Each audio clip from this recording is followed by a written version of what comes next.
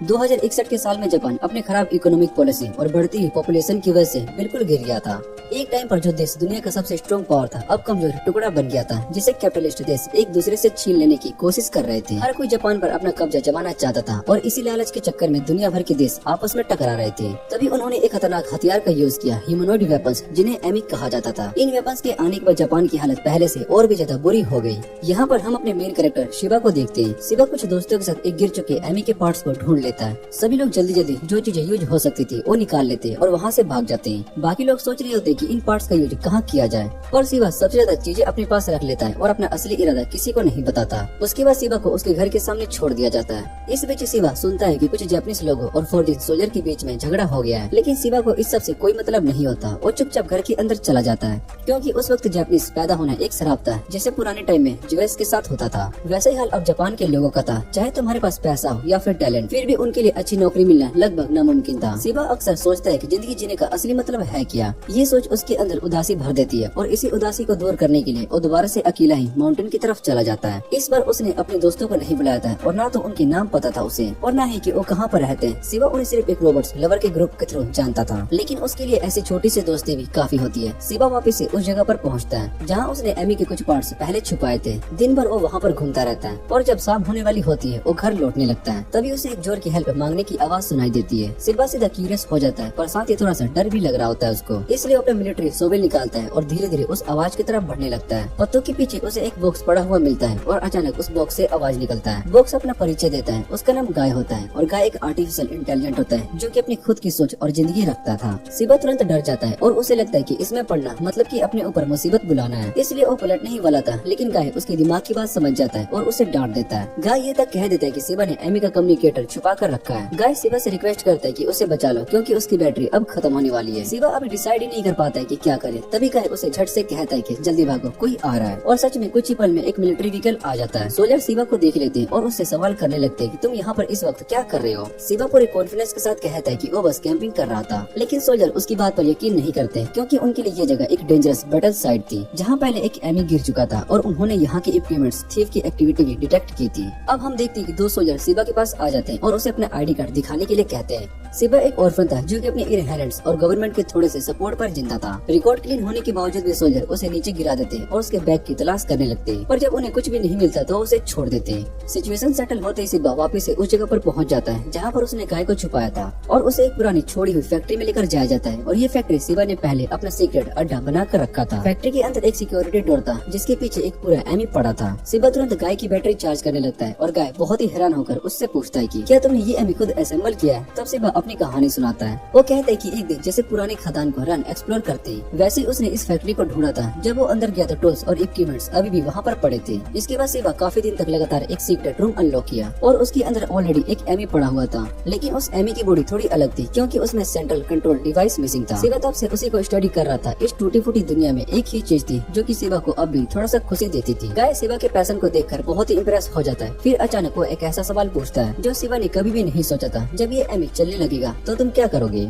ये सुनकर शिबा चुप हो जाता है। उसके पास कोई भी जवाब नहीं होता। गाय उसके साइलेंस को देखकर कहता है कोई बात नहीं, चाहे तुम सिर्फ अपने इंटरेस्ट के लिए क्यों न काम कर रहे हो। बॉर्डर वॉर के टाइम पर लोग ड्रिंक्स और पॉपकॉर्न लेकर सिर्फ रोबोट्स की लड़ाई देखने के लिए आते थे। सब अपने पर्सनल इंटरेस्ट और एंजॉयमेंट के लिए ही करते थे, लेकिन शिबा उसकी बात को कट कर देता है और एक सिग्नल जैमर एक्टिवेट करता है ताकि गाय के सिग्नल बाहर ना जा सके और उसे वहाँ चार्ज पर छोड़ देता है। खुद फैक्ट्री से निकल जाता है। जैसे ही डोर बंद होता है गाय अपनी असली ताकत दिखाना शुरू कर देता है। वो पूरी फैक्ट्री को स्कैन करता है और मशीन को अपने कंट्रोल में लेकर कुछ नए प्रिपेयर करने लगता है। 3 दिन बीत जाते हैं। शिबा वापस फैक्ट्री नहीं आता। लगातार बारिश हो रही होती थी जिससे कि शिबा बहुत ही एंजॉय हो गया होता है। उसे डर होता है कि कहीं गाय फैक्ट्री की सारी बिजली ड्रेन ना कर दे। अगले दिन सिचुएशन और खराब हो जाती है। मिलिट्री शिबा के उन दोस्तों को पकड़ लेती है जो कि एक व्हीकल को मॉडिफाई कर रहे थे और उसमें एमी के पार्ट्स को यूज कर रहे थे। कमांडर उन तीनों को टेररिस्ट डिक्लेयर करता है और उनके सामने शिबा की फोटो रख देता है और वो धमकी देता है कि अगर उन्होंने शिबा की इन्फॉर्मेशन नहीं दी तो उनकी जिंदगी खत्म हो जाएगी। उधर शिबा अपने हेडफोन्स रिपेयर कर रहा था कि गाय ने एक डेंजरस सिग्नल पिक किया और तुरंत शिबा को फोन किया, जल्दी भाग जाओ, सोल्जर तुम्हारे घर के अंदर घुसने वाले।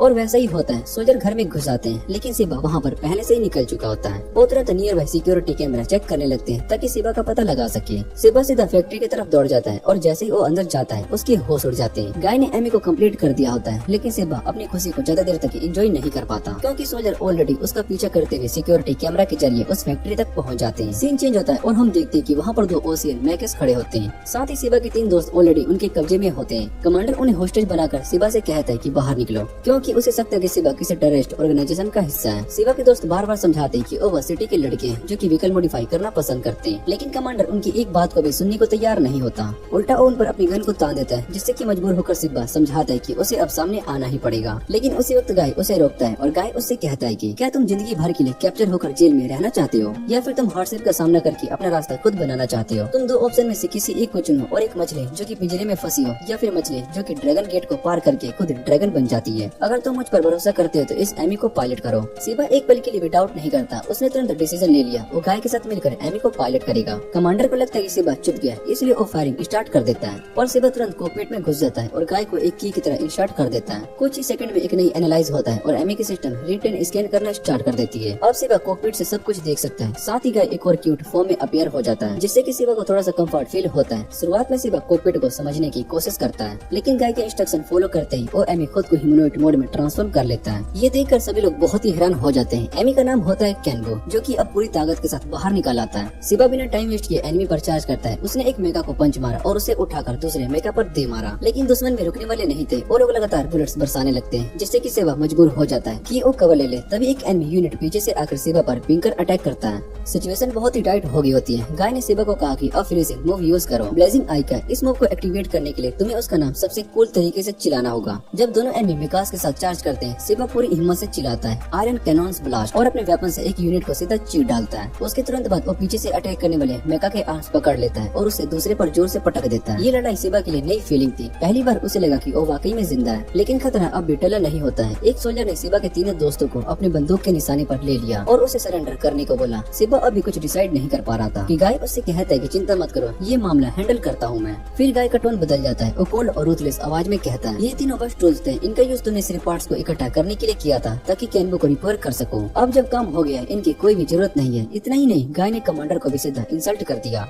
उसने उसके मुंह पर सीधा कह दिया कि तुमने असली टेररिस्ट को ट्रैक करने के बजाय इनोसेंट सिविलियन को अरेस्ट करके पनिश किया है। कितना शर्मनाक काम किया है तुमने। और ये बोल्ड वर्ड सुनकर सभी स्टंट रह जाते हैं और गाय सिबा के साथ मिलकर बिना पीछा देखे वहाँ से निकल जाता है। अब दोनों को इसी तरह से छुप कर रहना पड़ जाता है। उस रात सिबा रुक कर अपने फोन चेक करता है और देखता है कि अब उस पर टेररिज्म का इल्जाम लग गया है, लेकिन भूख इतनी लगी होती है कि उसने इस बात की कोई परवाह नहीं होती। सिबा ने पूछा कि अब हमें क्या करना चाहिए। तभी उसके दोस्तों ने कहा कि हमें एस्ट्रो आइलैंड सी क्रॉस करके ओका जाना पड़ेगा, क्योंकि वो जगह ओशियन मिलिट्री के कंट्रोल से बाहर है और वहाँ पर हम पर ज्यादा ध्यान नहीं दिया जाएगा। अगर फिर भी हमें कोई ढूंढने के लिए आता है तो हम उसे एक्साइल में ही जिंदगी गुजार लेंगे। ये बात सिबा को ठीक लगती है और उसने थोड़ा आराम करने के लिए नींद ले ली। अगली सुबह सिबा को कैनबो को कैमोफ्लेज करना पड़ जाता है, क्योंकि कल रात उसके दोस्त ने बताया था कि उसे भी रेस्ट की जरूरत थी। एक दिन में इतनी इन्फॉर्मेशन प्रोसेस करने के बाद अगर वो सोए नहीं तो उसका सिस्टम ओवरलोड हो सकता था। कैमोफ्लेज खत्म करने के बाद सिबा खाना ढूंढने के लिए निकलता है, क्योंकि कल रात उसने कुछ भी नहीं खाया था। तभी उसको एक गार्डन दिखाई देता है जो कि सब्जियों से भरा हुआ था। उसने सोचा जब मैं पहले से क्रिमिनल बन गया हूँ तो क्यों न एक छोटा सा क्राइम और करने का क्या फर्क पड़ जाएगा। ये सोचकर सिबा एक टमाटो तोड़ता है और जैसे ही बाइट लेने वाला होता है, गार्डन का मालिक वहाँ पर आ जाता है और हाथ में एक सिकन लेकर उसको डरा देता है। ये देखकर सिबा तुरंत झुककर माफी मांग लेता है। गार्डन का मालिक उसे चुपचाप देख रहा होता है। फिर वो कहता है कि अगर सिबा उसकी मदद करे तो वो खाना मिलेगा उसको। इसके बाद फार्मर की गार्डियंस में सिबा अलग अलग सब्जियां तोड़ता है। दोपहर तक सिबा को ठंडे पानी में धुले हुए टमाटो खाने को मिलते हैं, जो कि उसको बहुत ही अच्छे लगते हैं। खाना खाने के बाद फार्मर उससे कहता है कि अब थोड़ा सा बीज लगाने में मदद करो। दोनों शाम तक काम करते हैं, लेकिन सिबा को थकान महसूस नहीं होती, बल्कि उसको ये नया एक्सपीरियंस देखकर बहुत ही खुशी होती है। और ये बात नॉर्मल भी थी, क्योंकि वो हमेशा शहर में रहता था और ऐसे एक्सरसाइज उसके लिए बहुत ही प्रीक्यूस थे। फार्मर सब कुछ देखकर सिबा को अपने घर पर बुलाता है। उसकी वाइफ बाहर आकर सिबा का स्वागत करती है और फार्मर उससे कहता है कि गेस्ट के लिए खाना बना दो। वो खुश होकर मान जाती है और सिबा को पहले नहाने के लिए कहती है। नहाकर आने के बाद सिबा को एक ग्रैंड मील मिलता है। सिबा बिना रुके खाना शुरू कर देता है। जैसे ही उसने पहला बाइट लिया, उसकी आंखों में आंसू निकल पड़ते हैं, क्योंकि ये टेस्ट फास्ट फूड से बिल्कुल अलग था जो वो हमेशा खाया करता था। इस मोमेंट ने सिबा को दिल से खुश कर दिया। खाना खाने के बाद सिबा ने चाय पी और तभी टीवी पर उसका वांटेड नोटिस आ गया। ये देखकर सिबा बहुत ही शॉक्ड हो गया और उसके पास कोई भी शब्द नहीं थे। तभी ओल्ड फार्मर बोलता है कि कभी उसका भी एक बेटा था, लेकिन बॉर्डर वॉर में लड़ते वक्त उसकी भी मौत हो गई थी। दोनों ने एक दूसरे से वादा किया था कि जब वो वापस आएंगे तब वो दोनों साथ में फिशिंग करेंगे, लेकिन लगता था कि अब वो दिन कभी भी नहीं आएगा। वहीं पर बोट तब से बेकार पड़ी थी। ओल्ड मैन ने सिबा से कहा कि अगर उसको जरूरत पड़े तो वो उसे बोट दे देगा। उसे क्लियरली पता होता है कि सिबा टेररिस्ट नहीं हो सकता, क्योंकि कोई भी टेररिस्ट तो खाना चुराते समय पकड़े जाने पर ऐसे झुककर माफी नहीं मांगता। बल्कि सिबा ने तो उसके साथ मिलकर गार्डन में काम भी भी किया था। ओल्ड मैन ने कहा कि ऐसे बुरे वक्त में इंसान को इंसान पर ट्रस्ट खोना नहीं चाहिए, इसलिए वो शिवा पर भी भरोसा करेगा। उसने शिवा को ये भी अश्योर किया कि जब तक तुम यहाँ पर रहो तुम्हारे साथ कुछ भी नहीं होगा। ये बात सुनकर शिवा के दिल में इमोशन भर जाते हैं और वो ऑकवर्ड फील कर रहा होता है, इसलिए बार बार उनका शुक्रिया करता रहता है। तभी ओल्ड वीमेन बोली कि वो देख कर कि शिवा के कपड़े सूख गए या फिर नहीं। शिवा हेल्प करने वाला होता है कि तभी डोरबेल बजती है। ओल्ड मैन तुरंत शिवा को छुपने के लिए कहता है और खुद बाहर निकलकर टाउन के पुलिस चीफ से मिलता है, जो चेक करने आए थे कि कहीं यहाँ पर कोई टेररिस्ट तो नहीं छुपा हुआ है। ओल्ड मैन ने स्टोरेज गेज के साथ बोला कि यहाँ पर कोई भी नहीं है, लेकिन तभी ऑफिसर की नजर शिवा के जूतों पर पड़ती है। फिर भी ओल्ड मैन की क्रेडिबिलिटी को देखकर ऑफिसर ने उसे इग्नोर कर दिया। उस रात गाय ने शिवा से कॉन्टेक्ट किया और उसने सब कुछ सुना था और उसे ये भी पता था कि ऑफिसर ने उसे जानबूझकर उस बात को इग्नोर किया। लेकिन शिवा और गाय दोनों जानते थे कि अगर शिवा यहाँ पर रुकता रहा तो ओल्ड मैन कपल खतरे में पड़ जाएंगे। इसलिए अगली सुबह शिवा उनके लिए एक फेयरवेल लेटर छोड़कर चला जाता है। उसने लेटर में उनका दिल से शुक्रिया किया कि उन्होंने उसे अपनाया और उसको खाना और प्यार भी दिया। साथ ही प्रॉमिस मांगी कि वो बहुत गौरव कर रहा है और प्रॉमिस किया कि अब सब कुछ ठीक होने के बाद वो वापस आएगा। उसने घर को ऐसे मैसेज कर दिया जैसे कि उन्हें किसी ने अटैक किया हो, ताकि कपल पर शक न हो। फिर शिवा ने बोट को गाय से कॉन्टेक्ट किया और दोनों अपनी जर्नी पर निकल गए। लेकिन शिवा अब भी अनईजी फील कर रहा था क्योंकि उसके मन पर क्राइम्स का बोझ बढ़ता जा रहा था, वो भी ऐसे क्राइम जो कि उसने कभी किए भी नहीं होते। गाय ने कॉन्फिडेंटली कहा कि सब कुछ ठीक हो जाएगा, चाहे कितने भी क्राइम्स उस पर लगाए जाए, एक दिन सच सामने आ ही जाएगा। ये सुनकर शिवा थोड़ा सा रिलैक्स हो गया। फिर गाय ने उसको बताया कि बस कुछ ही मिनट में वो लोग दूसरे शोर तक पहुंच जाएंगे, लेकिन उसके आगे वॉर बॉर्डर जोन था, एक खौफनाक बैटलफील्ड। और तभी बिना अनप्रिपेयर हुए गाय ने अनाउंस किया कि उसका घेराव हो चुका है। एशियन मिलिट्री फोर्स ने इसके पास इंटरसेप्शन फॉर्मेशन बना लिया होता है। गाय ने पूरा बैटलफील्ड स्कैन किया और कंफर्म किया कि कम से कम 12 एनिमी मैचेस वहाँ पर मौजूद थे। अब भागने के लिए देर हो चुकी है, इसलिए अब उसके पास सिर्फ एक ही ऑप्शन है, सीधा सामने चार्ज करना। गाय ने शिवा से कहा कि तुमने ऑलरेडी ओशियन को हरा दिया है और अगर तुमने अब एशिया को भी हरा दिया तो तुम एक हीरो बन जाओगे। ये बात शिवा को पसंद नहीं आती, लेकिन फाइट का चांस उसके अंदर एक नया जोश भर देता है। जैसे एशियन फोर्स ने फायरिंग शुरू की, बैन हवा में उछलकर एक टूटी हुई ब्रिज पर लैंड करता है, बिल्कुल वैसे जैसे कि गाय ने कैलकुलेट किया था। दोनों आगे बढ़ते हैं। बैनगो ने एक एमी को गिरा दिया और शिवा ने उसे शील्ड की तरह यूज करके दोनों पानी में धकेल दिया। शिवा के अंदर थ्रिल भर गया था और उसने दोबारा से चार्ज करके 2 और एमी को खत्म कर दिया। एनिमी कमांडर बो की एजिबिलिटी को देखकर बहुत ही शौक हो गया। गाय ने आइडेंटिफाई किया कि 4 एनिमी से दूर से फायर कर रहे हैं। वो तुरंत डैश करके उनमें से 2 को किक मार देता है और एक राइफल उठाकर अटैक करने की कोशिश करता है, लेकिन राइफल चलाने के लिए आइडेंटिटी वेरिफिकेशन चाहिए थी, जो कि उसके पास नहीं थी। कोई बात नहीं, शिवा ने राइफल के हैंडल को उठाकर एमी के सर पर दे मारा। तभी वो रेनफोर्समेंट्स आ गई और दोनों को चारों तरफ से घेर लिया गया। गाय ने तुरंत अपने एस्केप रूट कैलकुलेट किया। उसने डिटेक्ट किया कि नियर बाय एक हाई कैपेसिटी बैटरी रखी हुई है जो कि ब्लास्ट कर सकती है।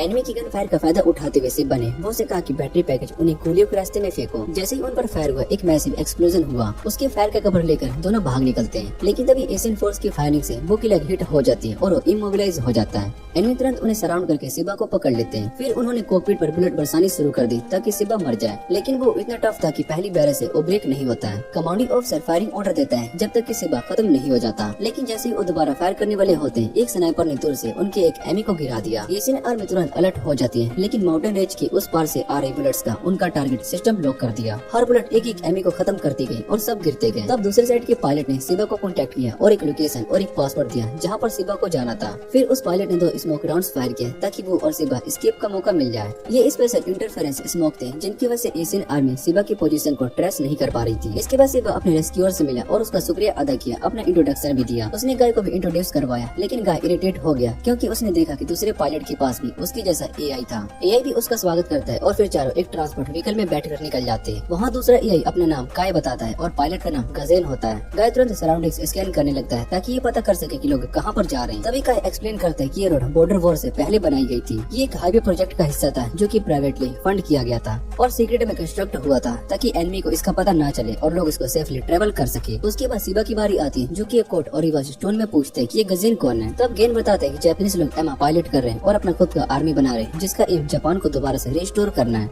गेन अपने ऑर्गेनाइजेशन का नाम भी बताते हैं जो कि याडा होता है। ये सुनकर गाय रिमार्क करता है कि शिवा ने तो असली टेररिस्ट को इनकाउंटर कर लिया है। थोड़ी देर के बाद शिवा को याडा के कैंप में लेकर आया जाता है। वहाँ पर वो मेंटेनेंस वर्कर से मिलता है जो लोग उसे कमजोर और बहुत ही वीक कहकर चिढ़ाते हैं, लेकिन फिर भी एग्री करते हैं कि वो बो को रिपेयर करेंगे। तभी एक लड़की आती है जो कि अपना नाम रेसा बताती है। रेसा उसको लेकर याडा के सेकंड यूनिट कैप्टन आईक्यू के पास जाती है। एक शॉर्ट इंट्रोडक्शन के बाद आईक्यू उससे कुछ सवाल करता है जो कि इंटरव्यू जैसा लग रहा होता है, जैसे कि क्या तुम्हारे कॉमरेड्स है और क्या तुमने खुद वो को असेंबल किया है, और क्या गाय तुमने प्रोग्राम किया है। सिवा थोड़ा सा सरप्राइज होता है पर कामली जवाब देता है। वो कहता है कि कैन भी उससे पहले असेंबल्ड कंडीशन नहीं था, तो उसको सेटअप और रिपेयर किया। ये तक नहीं जानता था कि वो काम करेगा या फिर नहीं। और गाय को उसने जंगल में पाता है, जो कि उसने इंसर्ट करते ही एक्टिवेट हो गया। थोड़ी डिस्कशन के बाद आईक्यू डिक्लेयर करता है कि वो याडा की प्रॉपर्टी है। उसका एक सिबलिंग यूनिट भी है, जो कि जोहा नाम के एक एआई के कांसेप्ट पर डिजाइन हुआ था और अभी गजन उसे ऑपरेट कर रहा था। तब कमायू ऐड करता है कि रीजन ये था कि सिवा पहली बार जब वो को मिला था उसे एक्टिवेट नहीं हुआ, क्योंकि उसका एक पार्ट मिसिंग था और ये पार्ट एक्चुअली कैनबू तक डिलीवर किया जाना था। लेकिन उस टाइम पर पायलट और एआई पर अटैक हो गया था, जिसकी वजह से वो डोरमेट रहा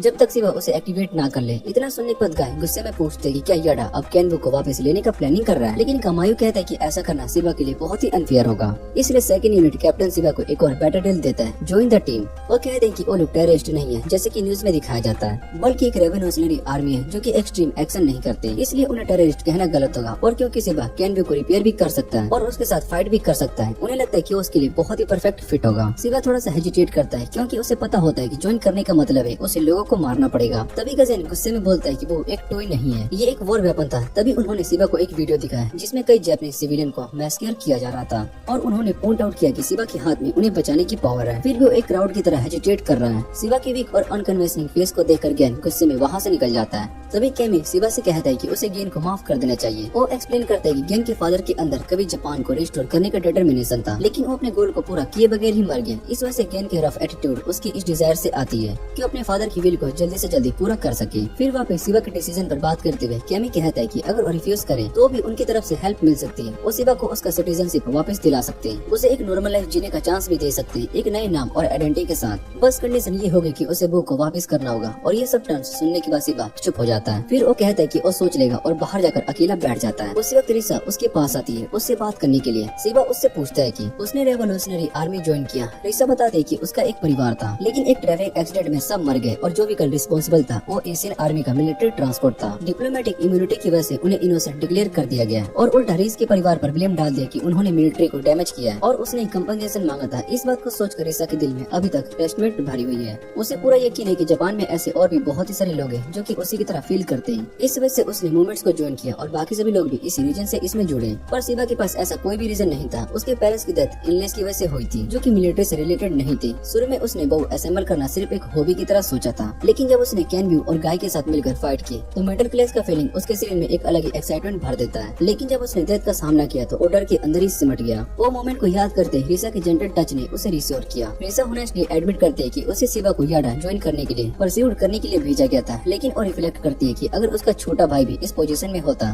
तो वो भी उसे इंकरेज नहीं कर पाती, बल्कि उसे कह देती है कि वो बहुत ही दूर भाग जाए और एक पीसफुल लाइफ जिए। रिसा चाहती थी कि सिवा अपने आप को वैल्यू करे और वो कहती है कि अगर इंसान के पास कोई अपना ही ना हो तो वो खुश कैसे रह सकता है। सिवा सब कुछ याद करता है जो कि उसके साथ हुआ था और वो ओल्ड कपल जो कि उसके लिए किए थे, और उसी रात उसने अपना डिसीजन ले लिया। अगली सुबह आईक्यू रिपोर्ट करता है कि हेडक्वार्टर्स ने इन्फॉर्म किया कि एशियन मिलिट्री ने अपनी सिक्योरिटी को और ज्यादा बढ़ा दिया है उसके बुक को रेस्क्यू करने के बाद, इसलिए उन्होंने एनिमी की सप्लाई लाइंस को कट करने का प्लान टेम्पररी हेल्ड कर दिया है और वापस से हेडक्वार्टर आ गए। रिसा को अभी तक ये श्योर नहीं होता कि सिवा उनके साथ ज्वाइन करेगा या फिर नहीं। दूसरी तरफ गेजी अब भी उसकी वीकनेस से इरिटेट होता है। अगले दिन सुबह गेजी ने सिवा को ट्रेनिंग के लिए उठा दिया। उसने उसको एक ड्रिल्स की लंबी लिस्ट दिखाई जो कि उसे कंप्लीट करनी थी। सिवा को रिफ्यूज करने का चांस भी नहीं दिया जाता और सीधा ट्रेनिंग स्टार्ट करती, जिसमें सिवा मजबूरी में उसके साथ चलने लगता है। उधर गाय को रिसा एक्सेसरीज दिखाती है जो कि वो पर इक्विप होने वाले। दोपहर तक सिवा ट्रेनिंग से बिल्कुल थक जाता है और गेजी उससे कहता है कि ये तो बस शुरुआत है। रात होने तक गेजी वहाँ से निकल जाता है। थका हुआ सिवा अपने बेड पर लेट जाता है और गाय उसके साथ बातें करते हुए वो की तारीफ करता रहता है, लेकिन सिवा इतना टायर्ड होता है कि कुछ ही देर में सो जाता है। अगले दिन सुबह फिर से गेजी उसे खींचकर ट्रेनिंग में ले जाता है और रात होते होते सिवा इतना थक जाता है कि खाना खाने की हिम्मत भी नहीं कर पाता। लेकिन सभी लोग उसके एफर्ट्स को नोटिस करते हैं और उसको चीयर अप करते हैं। कोई उसके लिए एक स्पेशल ड्रिंक भी बनाता है और उसको पीते ही सिवा सो जाता है। तीसरे दिन फिर से उसे ट्रेनिंग के लिए बुलाया जाता है। उधर गाय देख रहा होता है कि वो धीरे धीरे कम्प्लीट हो रहा है और सिवा खुद भी ट्रेनिंग के साथ साथ इम्प्रूव कर रहा था। उस दिन गेजी उसे थोड़ा जल्दी छुट्टी दे देता है और सिवा कपड़े चेंज करके वापस आ जाता है। तभी रिसा उसको बुलाती है और बो को दिखाती है जो कि अपने आर्मर के साथ फिटेड था। उसकी बैग पर एक सोर्ड और कैनन भी माउंट किया गया था। सिवा स्पेशलिस्ट की क्राफ्टमैनशिप को देखकर बहुत ही ज्यादा हैरान हो चुका होता है। कुछ देर डिस्कस करने के बाद सिवा और रिसा एक पास के स्ट्रीम पर नहाने के लिए निकलते हैं। रिसा कैजुअली उसके सामने अपने कपड़े उतार देती है। सिवा को शर्माता हुआ देखकर उसका हाथ पकड़कर उसके हाथ पानी में जंप कर जाती है। ठंडा पानी सिवा की सारी वॉरिस को वॉश कर देता है। उसके बाद दोनों बैठकर बातें करते हैं। रिसा उसे बताते है कि परसों वो लोग यहाँ से निकलकर हिरोशिमा के लिए जाएंगे।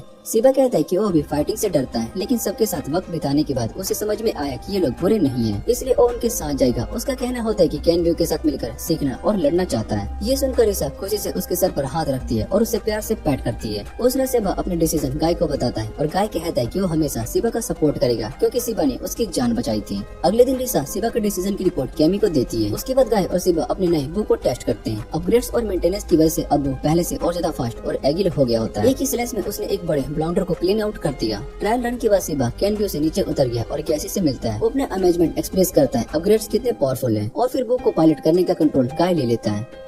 गाय को कैसे फेमिलियर होना जरूरी था अगर सिबा मर गया तो, और सिबा को भी ऐसा ही करना था। इसलिए दोनों एक प्रैक्टिस मैच करते हैं जिसमें वो दोनों एक दूसरे का यूनिट यूज करते हैं। गाय का यूनिट जोहन था जिससे कि एआई कंट्रोल कर रहा था। उनका फ्रेंडली मैच बिल्कुल बराबर चल रहा था, लेकिन गाय ज्यादा बोलकर गैजी को इरिटेट कर देता है। गैजी हर ब्लास्ट को कामली डोज कर रहा था, लेकिन तभी गाय सिबा को कामली एडवाइस देता है कि वेपन को ज्यादा फ्लेक्सिबल तरीके से स्विच करो वरना ओपोनेंट तुम्हारी वीकनेस को समझ लेगा। पर सिबा टेंशन ले रहा था कि अगर मैं सीरियसली लड़ता हूँ तो कैनबू को नुकसान हो जाएगा। इसी डिस्ट्रक्शन का फायदा उठाकर गैजी पास आ गया होता है और गाय ने तुरंत सिबा को शील्ड यूज करने के लिए बोला। सिबा ने शील्ड निकाला, लेकिन उसके बाद गेजी ने छुरा निकालकर कैनबू के वेपन गिरा दिए और गन पॉइंट कर दी। लेकिन सिबा भी पीछे नहीं हटता, उसने दूसरा वेपन पकड़ लिया जो कि जोहन के सोल्जर पर स्लैश कर गया था। मैच का रिजल्ट ड्रॉ हो गया होता है और गेजी ने भी सिबा को एक अच्छा पायलट माना। तभी अचानक एक कैंप पर एक अटैक हो गया होता है। एक काला एमी उनकी तरफ आ रहा था। सिबा सबसे पहले उसने ट्रांसपोर्ट व्हीकल को निशाना बनाया और उसने तोड़ना शुरू कर दिया। उसके बाद उसका ध्यान रेबल फोर्स की तरफ गया। जैसे ही उसका बड़ा हाथ उन पर गिरने वाला था, कैनबू बीच में आकर उसको ब्लॉक कर देता है और दोनों में लड़ाई शुरू हो जाती है। गाय ने नोटिस किया कि उस एमआई के हाथ से गर्मी निकल रही है। इस चीज के बारे में उनके पास कोई डाटा नहीं था, इसलिए उन्होंने एक्स्ट्रा क्यूटियस रखना था।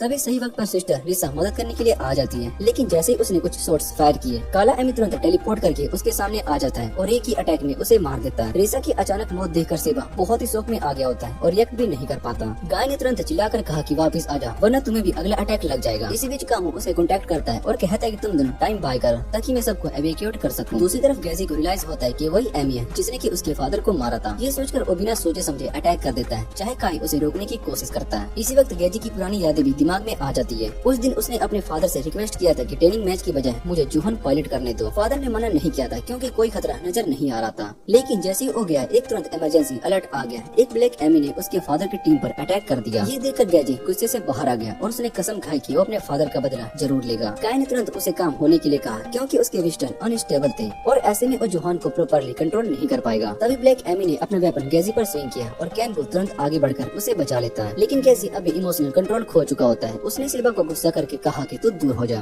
तभी कामू ने कॉन्टेक्ट किया और बोला कि तुम दोनों को मिलकर लड़ना होगा वरना अगर तुम दोनों हार गए तो यहाँ सबकी मौत हो जाएगी। काय ने भी उसे समझाया कि विटल स्टेबल करो वरना मुश्किल हो जाएगी। प्रॉब्लम ये थी कि गाय और काय के पास एमी के बारे में बिल्कुल भी डाटा नहीं था जिससे कि एक प्रॉपर स्ट्रेटजी बन सके। बस एक ही इन्फो थी, ये एमी जहाँ से गुजरता है सब कुछ बर्बाद कर देता है। एशियन और नॉर्थ अमेरिकन एनिमेशन दोनों इसके बारे में बहुत ही नुकसान उठा चुकी थी। इस वजह से सब इसे गोश्त कह देते हैं। गोश्त ने लड़ाई की शुरुआत एक तेज और पावरफुल स्ट्राइक से की जिससे कि कैनबू पीछे धकेला गया। उसके बाद कंटिन्यूअसली कॉम्बो अटैक सिबा पर होने लगा। तभी गेजी ने कवर फायर किया। गोश्त पीछे की तरफ से कूद गया और रेबल आर्मी का वेपन उठाकर अटैक कर दिया। ये देखकर सिबा चौंक गया क्योंकि बिना वेरिफिकेशन के कोई और वेपन का यूज नहीं कर सकता था। काय ने समझाया कि इसी वजह से गोश्त इतना खतरनाक है। गेजी के फादर के साथ फाइट में भी गोश्त ने अपना एक हाथ खोया था और दूसरे एमी का हाथ तोड़कर अपना बना लिया था। जोहन सोस्ट फायर करके टारगेट कर रहा था पर गोश्त कंटिन्यूअसली मूव कर रहा था। कैन भी उसे रोकने के लिए आगे बढ़ता पर गेजी फिर से गुस्सा होकर बोला कि मेरी फायरिंग लाइन से हट जाओ। गाय ने तुरंत जवाब दिया कि अगर ऐसा हुआ तो तुम्हें अपने सोस्ट मिस करना बंद करना होगा। दोनों के बीच में बहस चलती रहती है लेकिन फिर भी उनका कोऑर्डिनेशन स्ट्रॉन्ग था। अटैक करते करते पीछे होते रहे और गोश्त को फ्रस्ट्रेट कर दे। तभी मेंटेनेंस टीम से मिजुकी का कॉल आता है जिसमें उसने कहा कि वेपन्स डिलीवर कर रही है। गेजी ने टारगेट को लॉक किया और एक फ्लैश राउंड फायर किया। उसके बाद ओवर से डेजिग्नेटेड जगह की तरफ भाग गए। गोश्त ने तुरंत उन्हें डिस्ट्रैक्ट किया और उनका पीछा करने लगा। जैसे ही दोनों ने अपने वेपन्स हाथ में लिया, गोश्त भी वहाँ पर पहुँच गया। अब तीनों कॉम्बैट के लिए रेडी थे। गोश्त ने पहला अटैक लॉन्च किया और कैनबू की हार्टेड ब्लेड ने उसे ब्लॉक कर लिया। जोहन ने फायर को कवर दिया लेकिन गोश्त ने सोस्ट ब्लॉक करके सीधा जोहन की तरफ एक्सीलरेट किया। कैनबू मदद करने के लिए आया पर गोश्त ने जोहन को उठाकर ऊपर ही फेंक दिया। लेकिन गाय पहले से ये मूव एंटीसिपेट कर चुका था और तुरंत हवा में उछल गया। कैनबू ने फायर में स्विच करके नीचे से फायर किया। गोश्त ने अपना आर्म यूज करके ब्लॉक कर दिया। तभी से वो ऑलरेडी उसके पास पहुंच चुका था और एक अटैक से उसका एक हाथ काट दिया। फिर उसकी टांग में सोड घुसाकर उसे नीचे गिरा दिया। अब बाकी का काम जोहन का था गेजी ने आर्मर पार्सिंग राउंड को लोड किया और गोश्त के सर पर नॉन स्टॉप फायरिंग शुरू कर दी। पर सिर उड़ने के बाद भी गोश्त चलता रहा। वो अचानक कैनवो के पीछे कूदकर उसे जूहान पर धकेल देता है, दोनों को जमीन पर पिन कर देता है। उसके बाद गोश्त ने अपना इंटरनल रिएक्टर एक्टिवेट कर दिया। अपने आप को उन दोनों के साथ ब्लास्ट करने के लिए टेम्परेचर बढ़ता गया और गोश्त का रंग काला से लाल हो गया। न सेबा बच पाया और न ही गेजी, दोनों अपनी मौत के लिए रेडी हो गए। तभी कामू ने आर्टिलरी सपोर्ट भेजा। उसने ऑर्डर दिया कि गोश्त के जॉइंट्स पर एम करो। जैसे ही जॉइंट्स लूज हुए, बू और जॉन अपने आप को छुड़ाकर कवर के लिए भाग गए। दोनों रुक कर वेट कर रहे थे कि अब गोश्त ब्लास्ट होगा, और वो सिर्फ हिट अप ही हो गया था और ब्लास्ट का साइन नहीं था। उस दिन दोपहर को कामू ने दोनों को बुलाया। उसने बताया कि पर्सनल और वेपन्स दोनों में उन्होंने भारी लॉस किए, इसलिए वो हेडक्वार्टर्स वापस जा रही है रिपोर्ट देने के लिए। बैटलफील्ड क्लीन अप का काम सिबा और गेजी को दिया गया। उसने एशियन आर्मी के आने से पहले काम खत्म करनी थी। जब हीट सिग्नल्स खत्म हो जाए तब सिबा और गेजी स्कैनिंग करते हैं एरिया सर्च करने के लिए। वहाँ सिबा को रिसा के नेकलेस मिले जो कि वो पहना करती थी। उसने उसे उठाया और आंसुओं में टूट गया। उस रात जैसे ही गेजी ने प्रेडिक्ट किया था, एशियन आर्मी आ गई। उसके साथ एक लाल बालों वाला आदमी भी था। उसके पास एक ऐसी एबिलिटी थी जैसे वो सिर्फ बैटलफील्ड के निशानों को देखकर पूरी फाइट सिमुलेट कर सकता था। उसने सिबा की कॉम्बैट प्रोसेस को देखकर सरप्राइज फील किया, और जब उसने सेंस किया कि सिबा ने गोश्त को हरा दिया तो उसे उससे मिलने के लिए ईगरनेस और भी बढ़ गई। सिबा अभी भी रिसा की मौत से टूटा हुआ था और गेजी उसका दर्द समझ सकता था, क्योंकि वो भी पहले अपने फादर को खो चुका था। एशियन मिलिट्री का रेड हेयर मैन ने तीनों एमआई यूनिट्स का इन्फो इकट्ठा करके रिक्रिएट किया। वो एक ओरिजिनल यूनिट था, जोहन एक स्नाइपर टाइप, और गोश्त के बारे में अभी कोई भी डाटा नहीं था। रेड हेड ने बताया कि गोश्त ने अपने लिमिटर्स तोड़ दिए थे, तभी वो इतना स्ट्रॉन्ग बन पाया था। शायद से उसका एआई खुद को इवॉल्व हो गया था। और उसने अपने कॉमरेड राय को बुलाया और कहा कि अगले दिन के लिए एमआई यूनिट्स प्रिपेयर करो। अगले दिन जब सेबा गेजी के साथ चल रहा था तो उसने सब कुछ सोचकर डिसाइड किया कि वो रेबेलियन छोड़ देगा, क्योंकि उसे मरने से डर था। इस बार गेजी ने उसे मना नहीं किया। उसने सिर्फ कहा कि मैं कामी को इन्फॉर्म कर दूंगा। सेबा अब वो पायलट नहीं कर सकता था। गाय ने उसे कहा कि वो को कहीं पर छुपा दो और लोकेशन रिपोर्ट कर दो। दोनों के अलग होने से पहले सिबा ने गेजी से कहा कि अपना ख्याल रखना। गेजी ने ठंडी आवाज में जवाब दिया कि वो अपनी किस्मत खुद डिसाइड करेगा। इसके बाद हमें दिखाया जाता है कि सिबा चिल्लाकर कहता है कि उसे मरने से बहुत ही ज्यादा डर लगता है, और उससे भी ज्यादा डर लगता है अपनी जान पहचान वाले लोगों को मरते देखने से। तभी गाय उसे गुस्सा करके कहता है कि बकवास करना बंद करो। जो लोग डरपोक होते हैं उन्हें मौत के बारे में बोलने का कोई हक नहीं होता। उसके बाद सिबा ने बू को एक स्ट्रीम के पास छुपा दिया और खुद गाय के साथ जंगल से बाहर निकल गया। ये सब गाय की वजह से पॉसिबल हुआ था, क्योंकि उसने सिबा की आईडी कार्ड को डाटा ओवरराइट कर दिया था। इस वजह से सिबा पे वांटेड नोटिस होने के बावजूद सिविलियन ने उसे पहचाना ही नहीं। फिर गाय उससे पूछते है कि अब तुम क्या करने वाले हो। सिबा कहता है कि वो रिसा के घर जाएगा और उसका नेकलेस वापस करेगा। हालांकि उसे ये भी नहीं पता था कि वहाँ पर अब कोई रहता है या फिर नहीं, बस उसने अंदाजा लगाया होता है कि उसका कोई रिलेटिव होंगे। गाय पहले से रिसा के फैमिली के एक्सीडेंट के बारे में पता लगाता है, इसलिए उसने सिबा को उसका एड्रेस दे दिया। सिबा और शुक्रिया करता है और दोनों थोड़ा मजाक करते हैं और फिर अलग रास्ते निकल जाते हैं। दूसरी तरफ दो आदमी जो कि बिल्कुल उस लाल बालों वाले सोल्जर की तरह कपड़े पहने हुए थे, आपस में बात कर रहे होते हैं कि ये लोग जापानीज सिविलियन को जबरदस्ती क्रिमिनल बनाते हैं और फिर दिखावा करते हैं कि उन्हें सजा दे रहे हैं। ये सब वो सिर्फ अपना काम और सबूत इकट्ठा करने के लिए कर रहे होते हैं। उनकी नजर में जापानीज लोग जैसे कि जंगली लोग से ज्यादा और कुछ नहीं थे। इधर से गाय के दिए हुए एड्रेस पर पहुंच जाता है, लेकिन वहाँ पर पूरा गाँव बर्बाद हो चुका होता है। फिर भी वो सोचता है कि शायद से रिसा के कुछ रिश्तेदार अब भी बचे होंगे, और वो आसपास के लोगों से पूछता है, लेकिन हर कोई उससे बचने लगता है जैसे कि वो कोई श्राप हो। सिबा बहुत ही हैरान होता है कि तभी एक छोटी लड़की उसके पास आती है और कहती है, क्या तुम रिसा के दोस्त हो? उसी वक्त एक आदमी गुस्से से भरे चेहरे के साथ आता है और वो पूछता है कि तुम कौन हो? सिबा अपना परिचय देता है, फिर इसका नेकलेस दिखाता है। नेकलेस देखते ही वो आदमी उसे गाड़ी में बैठा लेता है। वो सिबा को बताता है कि रिसा के घर एशियन आर्मी ने तबाह कर दिया, उसका पूरा परिवार खत्म हो चुका और अफवाह है कि रिस रेबेलियन में शामिल हो गई है। ये सब नए गवर्नर जनरल के ऑर्डर पर हुआ था। बहुत ही सारे लोगों का यही हाल हुआ था, उनके रिश्तेदार तक को भी नहीं बचाए गए और ये सब बस जुल्म था। उसके बाद वो आदमी सिबा को एक नाइट डिनर के लिए लेकर जाता है, जहाँ पर सिबा की मुलाकात एक ग्रुप से होती है। ये सब रिसा के बचपन के दोस्त होते हैं। उस आदमी ने उन्हें बुलाया था ताकि वो रिसा के बारे में कुछ सुन सके। वहाँ सब हंसी मजाक करते हैं और रिसा की पुरानी यादें बताते हैं, बिना ये जाने की असल सच क्या है। आखिर में सिबा को उन्हें सब कुछ बताना पड़ता है और ये सुनकर सभी लोग बहुत ही शौक हो जाते हैं। कुछ तो अपने आंसू तक नहीं रोक पाते, क्योंकि रिस वैसे एक अच्छे इंसान थे जो कि हमेशा दूसरों की मदद करती थी। फिर वो सब सिबा से पूछते हैं कि अब तुम क्या करोगे, क्योंकि उसे ये भी नहीं पता होता है कि रिस के रिलेटिव्स अब बचे भी हैं या फिर नहीं। इसके बाद सिबा प्लान बनाता है कि ओरिसा का नेकलेस उसके परिवार के ग्रेव पर रखेगा। जब उसने उसके ग्रेव का लोकेशन पूछा तो सभी चुप हो गए। तभी शॉप ओनर बोलते हैं कि उस जगह का पता है, वो एक माउंटेन पर है और वहाँ तक पहुँचने में काफी वक्त लगेगा। उसने सिबा को अपने घर रात रुकने का ऑफर दिया, लेकिन सिबा ने मना कर दिया। फिर भी सभी लोग चाहते थे कि सिबा वहीं पर रुक जाए। आखिर में सब लोग डिसाइड करते हैं कि वो सभी मिलकर रिसा की फैमिली ग्रेव विजिट करेंगे। उस रात उन्होंने एक हॉट पॉट पार्टी रखी और सिबा को भी इनवाइट किया। सिबा ने पहले हेजिटेट किया, लेकिन ओल्ड मैन ने उसे रुकने के लिए मना लिया। डिनर के बाद मिस्टर नोज और उसकी बेटी वहाँ से निकलते हैं। जब वो रोड क्रॉस कर रहे होते हैं और ग्रीन लाइट होती है, तभी गवर्नर की कार उनके सामने रुक जाती है। गवर्नर खिड़की खोलता है और ओल्ड मैन को कंप्लेन करता है कि उसके कपड़े उसकी वजह से गंदे हो गए। दूसरी तरफ हमें रेड हेड दिखाया जाता है, जिसे कि एक नया एमी मॉडल मिला होता है। वो इतना एक्साइटेड होता है कि तुरंत उसे चलाना चाहता था और बू और गोश्त दोनों को हंट करने निकल चलता है। गोश्त की बात करें तो वो एक केव में छुपा हुआ था और अपने आप को रिपेयर कर रहा था। अगली सुबह लोग चौंक जाते हैं क्योंकि मिस्टर नोज और उसकी बेटी अचानक गायब हो गए थे। जब सब उनके घर पर जाते हैं तो उनकी सारी बिलोंगिंग्स वहाँ से गायब मिलती है। सबको लगता है कि कुछ तो गड़बड़ है। तभी ग्रुप में से एक आदमी बोलता है कि उसने सुना है कि अगर कोई गवर्नर का टारगेट बन जाए तो वो रात भर में गायब हो जाता है। ये लोग वही होते हैं जिनके एंटी गवर्नमेंट बिलीव्स होते हैं। अफवाह ये भी होते हैं कि उन्हें मेनलैंड भेजा जाता है, जो कि असली में ह्यूमन ट्रैफिकिंग से कम नहीं होता।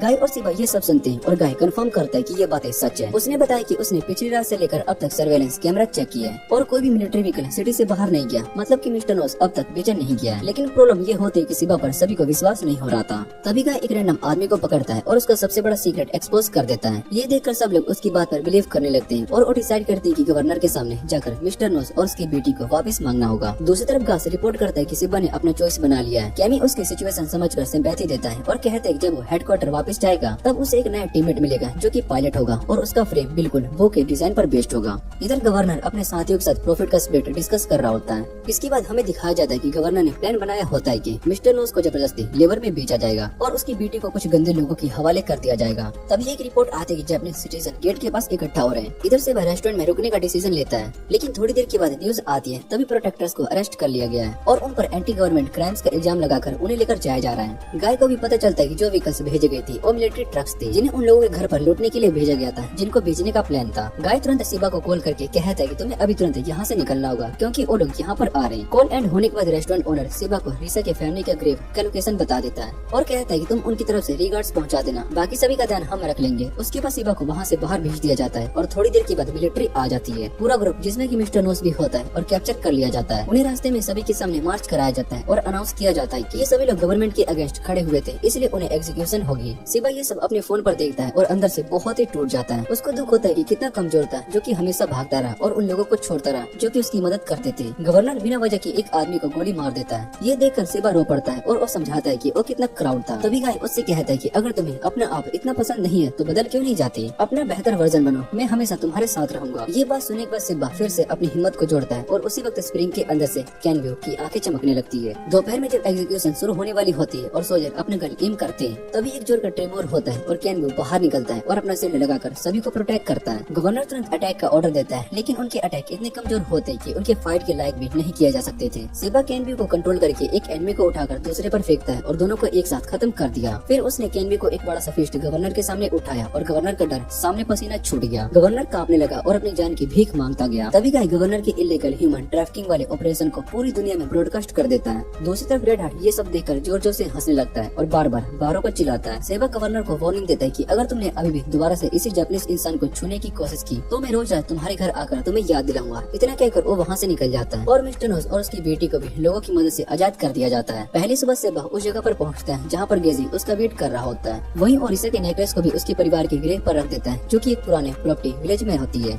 इसके बाद कहानी आगे बढ़ती चली जाती है जहाँ पर हमें लिटिल चैन के बारे में दिखाया जाता है जो कि अपने ग्रैंडफादर के साथ पोएट्री बनाती थी। दोनों मिलकर बहुत ही सुंदर और यूनिक कार्मिक काम करते थे। लेकिन एक दिन एशियन मिलिट्री वहाँ पर आती है और उनके लैंड और वर्कशॉप को कब्जा कर लेती है। उन्होंने फैमिली को मना करने का मौका भी नहीं दिया। ग्रैंडफादर सिर्फ देखता ही रह गया। उनकी पूरी लाइफ की मेहनत खराब हो गई थी। उस दिन के बाद उन्होंने कभी भी पोएट्री नहीं बनाई और ये देख लिटिल चैन ने वादा किया कि एक दिन वो अपनी फैमिली की फैक्ट्री को दोबारा से वापस लागी। दूसरी तरफ हम देखते हैं कि जोहन और वो दोनों ही डैमेज हो चुके होते हैं। उनके बहुत ही सारे इंपॉर्टेंट पार्ट्स टूट चुके होते हैं। गाय और काय को भी रिचार्ज की जरूरत है ताकि वो सही से काम कर सके। गेजी ने मिजुकी से कांटेक्ट किया और मिजुकी मदद करना चाहती थी, लेकिन वो एशियन फोर्स से बचते हुए हेडक्वार्टर की तरफ जा रही थी, इसलिए ज्यादा कुछ नहीं कर पाए। लेकिन उसने उन्हें बता दिया होता है कि मशीन को रिपेयर करने के लिए एक पार्ट्स कहाँ मिलेंगे। सिबा ने गेजी से पूछा कि अब हमें क्या करना चाहिए, तो गेजी उसे ले गया और इलीगली इलेक्ट्रिक से फोन करके दोनों मशीन को रिचार्ज करने लगे। उन्होंने उन्हें डिस्क्यूज भी किया था ताकि कोई उन्हें पहचान ना सके और फिर उनको रेस्ट दिया। उसके बाद गेजी और सिबा सिटी में आ गए और एक होटल ढूंढने लगे। सिबा सिटी का लड़का होने के बावजूद पहली बार वहाँ पर गया था, इसलिए थोड़ा सा कंफ्यूज था। गेजी उसे टीज करके कंट्री बम्पिन कह देता है। सिबा जवाब देना चाहता था, लेकिन गेजी कहता है कि ज्यादा अटेंशन मत खींचना। चेक इन के बाद दोनों अपने रूम में चले जाते हैं। वहाँ पर काय उन्हें बोलता है कि तुम दोनों को नहा लेना चाहिए क्योंकि तुमसे बहुत ज्यादा बुरी स्मेल आ रही है। सिबा ये सुनकर बहुत ही हैरान हो जाता है कि एक एआई भी स्मेल कर सकता है और कहता है कि बिना डिटेक्ट किए तुम्हारे आसपास सब लोग अपने नोसेस कवर कर रहे थे। इसलिए रूम में जाते ही दोनों अच्छे से नहा लेते हैं। नहाने के बाद वो साथ में डिनर भी करने बैठ जाते हैं। तभी गेजी को मिजुको का मैसेज आता है। वो पार्ट्स डिलीवर कर चुके होते हैं जो कि कल की रिपेयर स्टार्ट कर दी जाएगी। ये सुनकर सिबा खुशी से खाना खाने लगता है। उसने देखा कि गेजी सब्जियां नहीं खा रहा था, तो उसने उससे पूछा।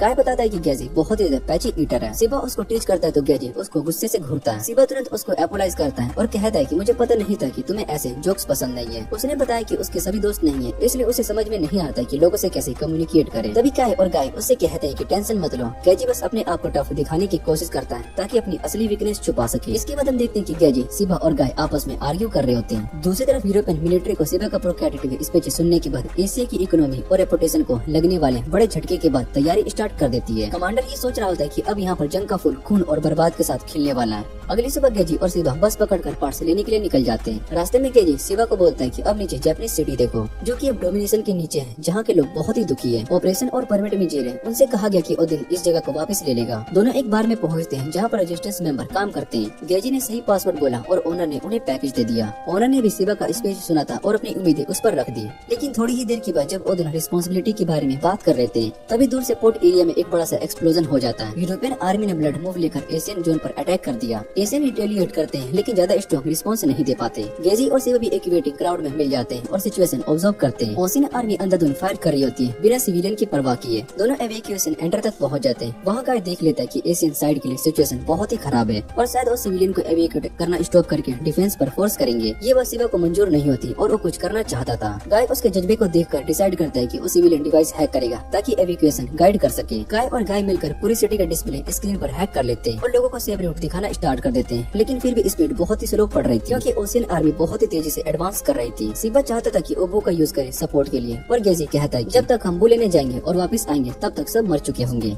एशियन कमांडर भी रिफ्यूजेस को छोड़ देता है क्योंकि उसका सोच था कि अगर ओशियन फोर्सेस सिविलियन को मार देंगे तो पब्लिक ओपिनियन उनके खिलाफ हो जाएगी। सिविलियन बिल्डिंग से निकलने की कोशिश करते हैं लेकिन एशियन सोल्जर उन्हें रोक लेते हैं। तभी एक एशियन एमी को बिल्डिंग की तरफ से फेंक दिया जाता है जिससे कि पूरा chaos फैल जाता है। ओशियन आर्मी धीरे धीरे सिविलियन की तरफ एडवांस कर रही थी। इसी वक्त एक और एमी बहुत ही तेजी स्पीड से वहाँ पर आ जाता है और कुछ ही पल में वो डायरेक्टली ओशियन फोर्सेस से बच रहा होता है। उसने अपना नाम मेजर बताया और वो कहा कि वो जस्टिस के नाम पर काम कर रहा है। अपनी पहचान करवाने के तुरंत बाद उसने एक एमी को आधा काट दिया। फिर हवा में जम करके उसने गिरते हुए एमी के क्रॉप्स को शील्ड बनाकर नीचे एक पावरफुल स्ट्राइक किया। इसके बाद हम देखते हैं कि मेजर एक ही पावरफुल थ्रोट से 3 ओशियन आर्मी को खत्म कर देता है। उसके बाद वो एक एशियन फोर्स की तरफ मुड़ता है और एक स्वीप में उनके 3 एनिमीज को भी गिरा देता है। दोनों तरफ के कमांडर उसकी पावर को देखकर बहुत ही हैरान हो जाते हैं। मेजर हवा में ऊंचा जंप करता है और सीधा एमी के आर्टिलरी यूनिट की तरफ फ्लाई करके उसको तोड़ देता है। फिर वो पूरी सिटी में घूमकर ओशियन आर्मी के एमी मशीन्स को एक एक करके मार देता है। दोनों तरफ के मैप्स रेड डॉट से बाहर जाते हैं जो कि दिखाता है कि उनके यूनिट्स लगभग 70% तक खत्म हो गए हैं। ये देखकर ओशियन फोर्सेस को रिट्रीट करना पड़ता है। ये सब देखकर सिबा और गैजे दोनों बहुत ही डम्फाउंडेड रह जाते हैं। उनकी आंखें और मुंह खुले के खुले रह जाते हैं। तभी गाय अनाउंस करता है कि ये उनका नया टीममेट होगा।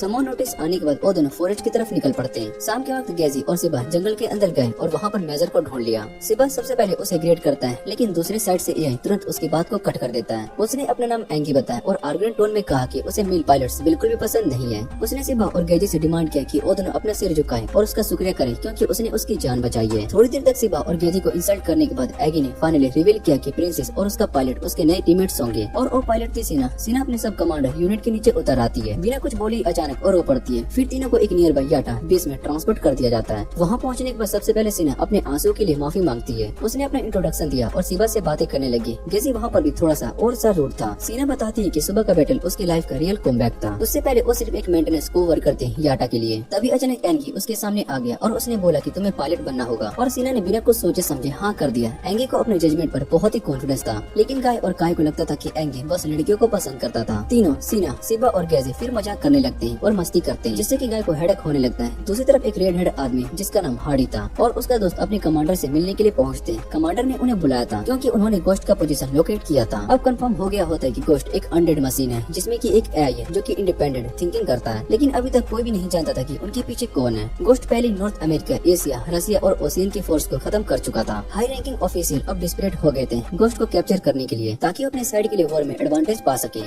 हार्डी के सुपीरियर ने उन्हें ऑर्डर दिया कि वो उसे ढूंढे और अगर मुमकिन हो तो गोस्ट को डिस्ट्रॉय भी कर दे ताकि वो किसी और देश के हाथ ना लगे। काम का मामला सेटल होने के बाद सुपीरियर ने एक और पर्सनल बात उठाई। पता चला कि वो हार्डी के अडॉप्टिव फादर है। उन्होंने अपने बेटे से कहा कि हॉलिडे में घर आ जाए क्योंकि उसकी माँ उसको बहुत ही मिस कर रही है। हार्डी ने हाँ कहा और निकल गया। लेकिन कार्ड में हार्डी का दोस्त जानता था कि हार्डी शायद से इस काम में बिजी हो जाएगा, छुट्टी का मजा नहीं ले पाएगा। हॉलिडे में हार्डो के पास करने के लिए बहुत ही सारी चीजें थी। बाद में हार्डी अपनी फेवरेट बेकरी गया। शॉप ओनर ने उसको एक्स्ट्रा पेटिस भी दे दिए। नॉर्थ अमेरिका एलायंस जापान को रिस्टोर करने की कोशिश कर रहा था। लेकिन हकीकत तो ये होती कि कमांड अब भी नॉर्थ अमेरिका मिलिट्री के पास थी। चाहे जापान को ऑटोमोनी मिल जाए, लेकिन लीडरशिप फिर भी नॉर्थ अमेरिका की उधर ही रहेगी। आखिर में पूरा देश एक कॉलोनी बन सकता था। हार्डी भी नहीं चाहता था कि लोग एक दूसरे पर डिपेंड करें। उन्हें खुद उठकर अपना हक रिक्लेम करना चाहिए। पार्टीज खत्म होने के बाद दोनों अपने रास्ते पर चले गए। हार्डी ने अपनी बात शेयर की। ये इसलिए नहीं है कि वो घर नहीं जाना चाहता, लेकिन वो अडॉप्टेड था और घर के बाकी बच्चे भी अडॉप्टेड ही थे। वो उनके साथ फिट नहीं हो पाता था। उसको हार्डली कोई चीज एक्साइट करती थी जब तक उसके फादर ने उसको मिलिट्री इन्वायरमेंट में इंट्रोड्यूस नहीं करवाया। पहली बार जब उसने एमी को देखा तब उसने जाना कि मिलिट्री उसका पाथ है। जब हार्डी अपनी स्टोरी कंप्लीट कर रहा था, दोनों मिशन एरिया तक पहुंच गए। वापस शिवा के ग्रुप के पास वो एक लग्जरी होटल में रेस्ट करने के लिए रुक गए। तभी शिवा ने क्वेश्चन उठाया कि उनके 3 एमआई मिलिट्री के एमआई से इतने अलग क्यों हैं। एंगी ने एक्सप्लेन किया कि एक कंपनी है ब्रेनोन जो कि जापान के रेजिस्टेंस ग्रुप को सपोर्ट करती है। ऑफिशियली इसका हेडक्वार्टर्स यूरोप में है, लेकिन ये बस एक सेल्फ कंपनी है। कोई नहीं जानता कि कंपनी के कोई सिनिस्टर गोल है या फिर नहीं। लेकिन अभी तक सब कुछ ठीक है और उन जैसे आई उन्हें एक और एक्सटर्नल एजेंसी लेस सोर्स से कॉन्फ़िगर किया है, जिसका मतलब इंटेलिजेंस लर्निंग सिस्टम है और एक ऑटोनोमस लर्निंग सिस्टम गाय थोड़ा सा स्पेशल केस था। लेकिन उसका कोड बस स्कैन एंगी एल के साथ सेम था। उसको ओसी रिलीजन में किसी ने भेजा था। खैर उन्हें फिर भी सिविल कंसिडर किया जाता था। जब वो रूम में वापस है, शिवा ने गाय से पूछा कि क्या वो सोचता है कि उसे वहाँ पर क्यों भेजा गया। लेकिन गाय को फर्क नहीं पड़ता था क्योंकि उसको करंट सिचुएशन पसंद थी। वापस हार्डी के लोकेशन पर उसने 2 लोगों से मुलाकात की, रोजर और सोफी, जो कि उसके गोश्त एलिमिनेट करने में मदद करेंगे। लेकिन सोफी ने इस मिशन के खिलाफ अपनी बात रखी क्योंकि उसका मानना था कि मैनुअली एमआई पायलट करना बहुत ही अनउम्मीद यूनिट्स के मुताबिक कम सेफ है। हार्डी ने अपने सराउंडिंग यूनिट्स को समझाया कि अगर वो अनआर्म्ड यूनिट का यूज करेंगे तो उन्हें पूरा पलटोन चाहिए होगा और उनकी एशियन और ओशियन फोर्स भी एक खतरा बनकर मौजूद है। वो ये नहीं कर सकते।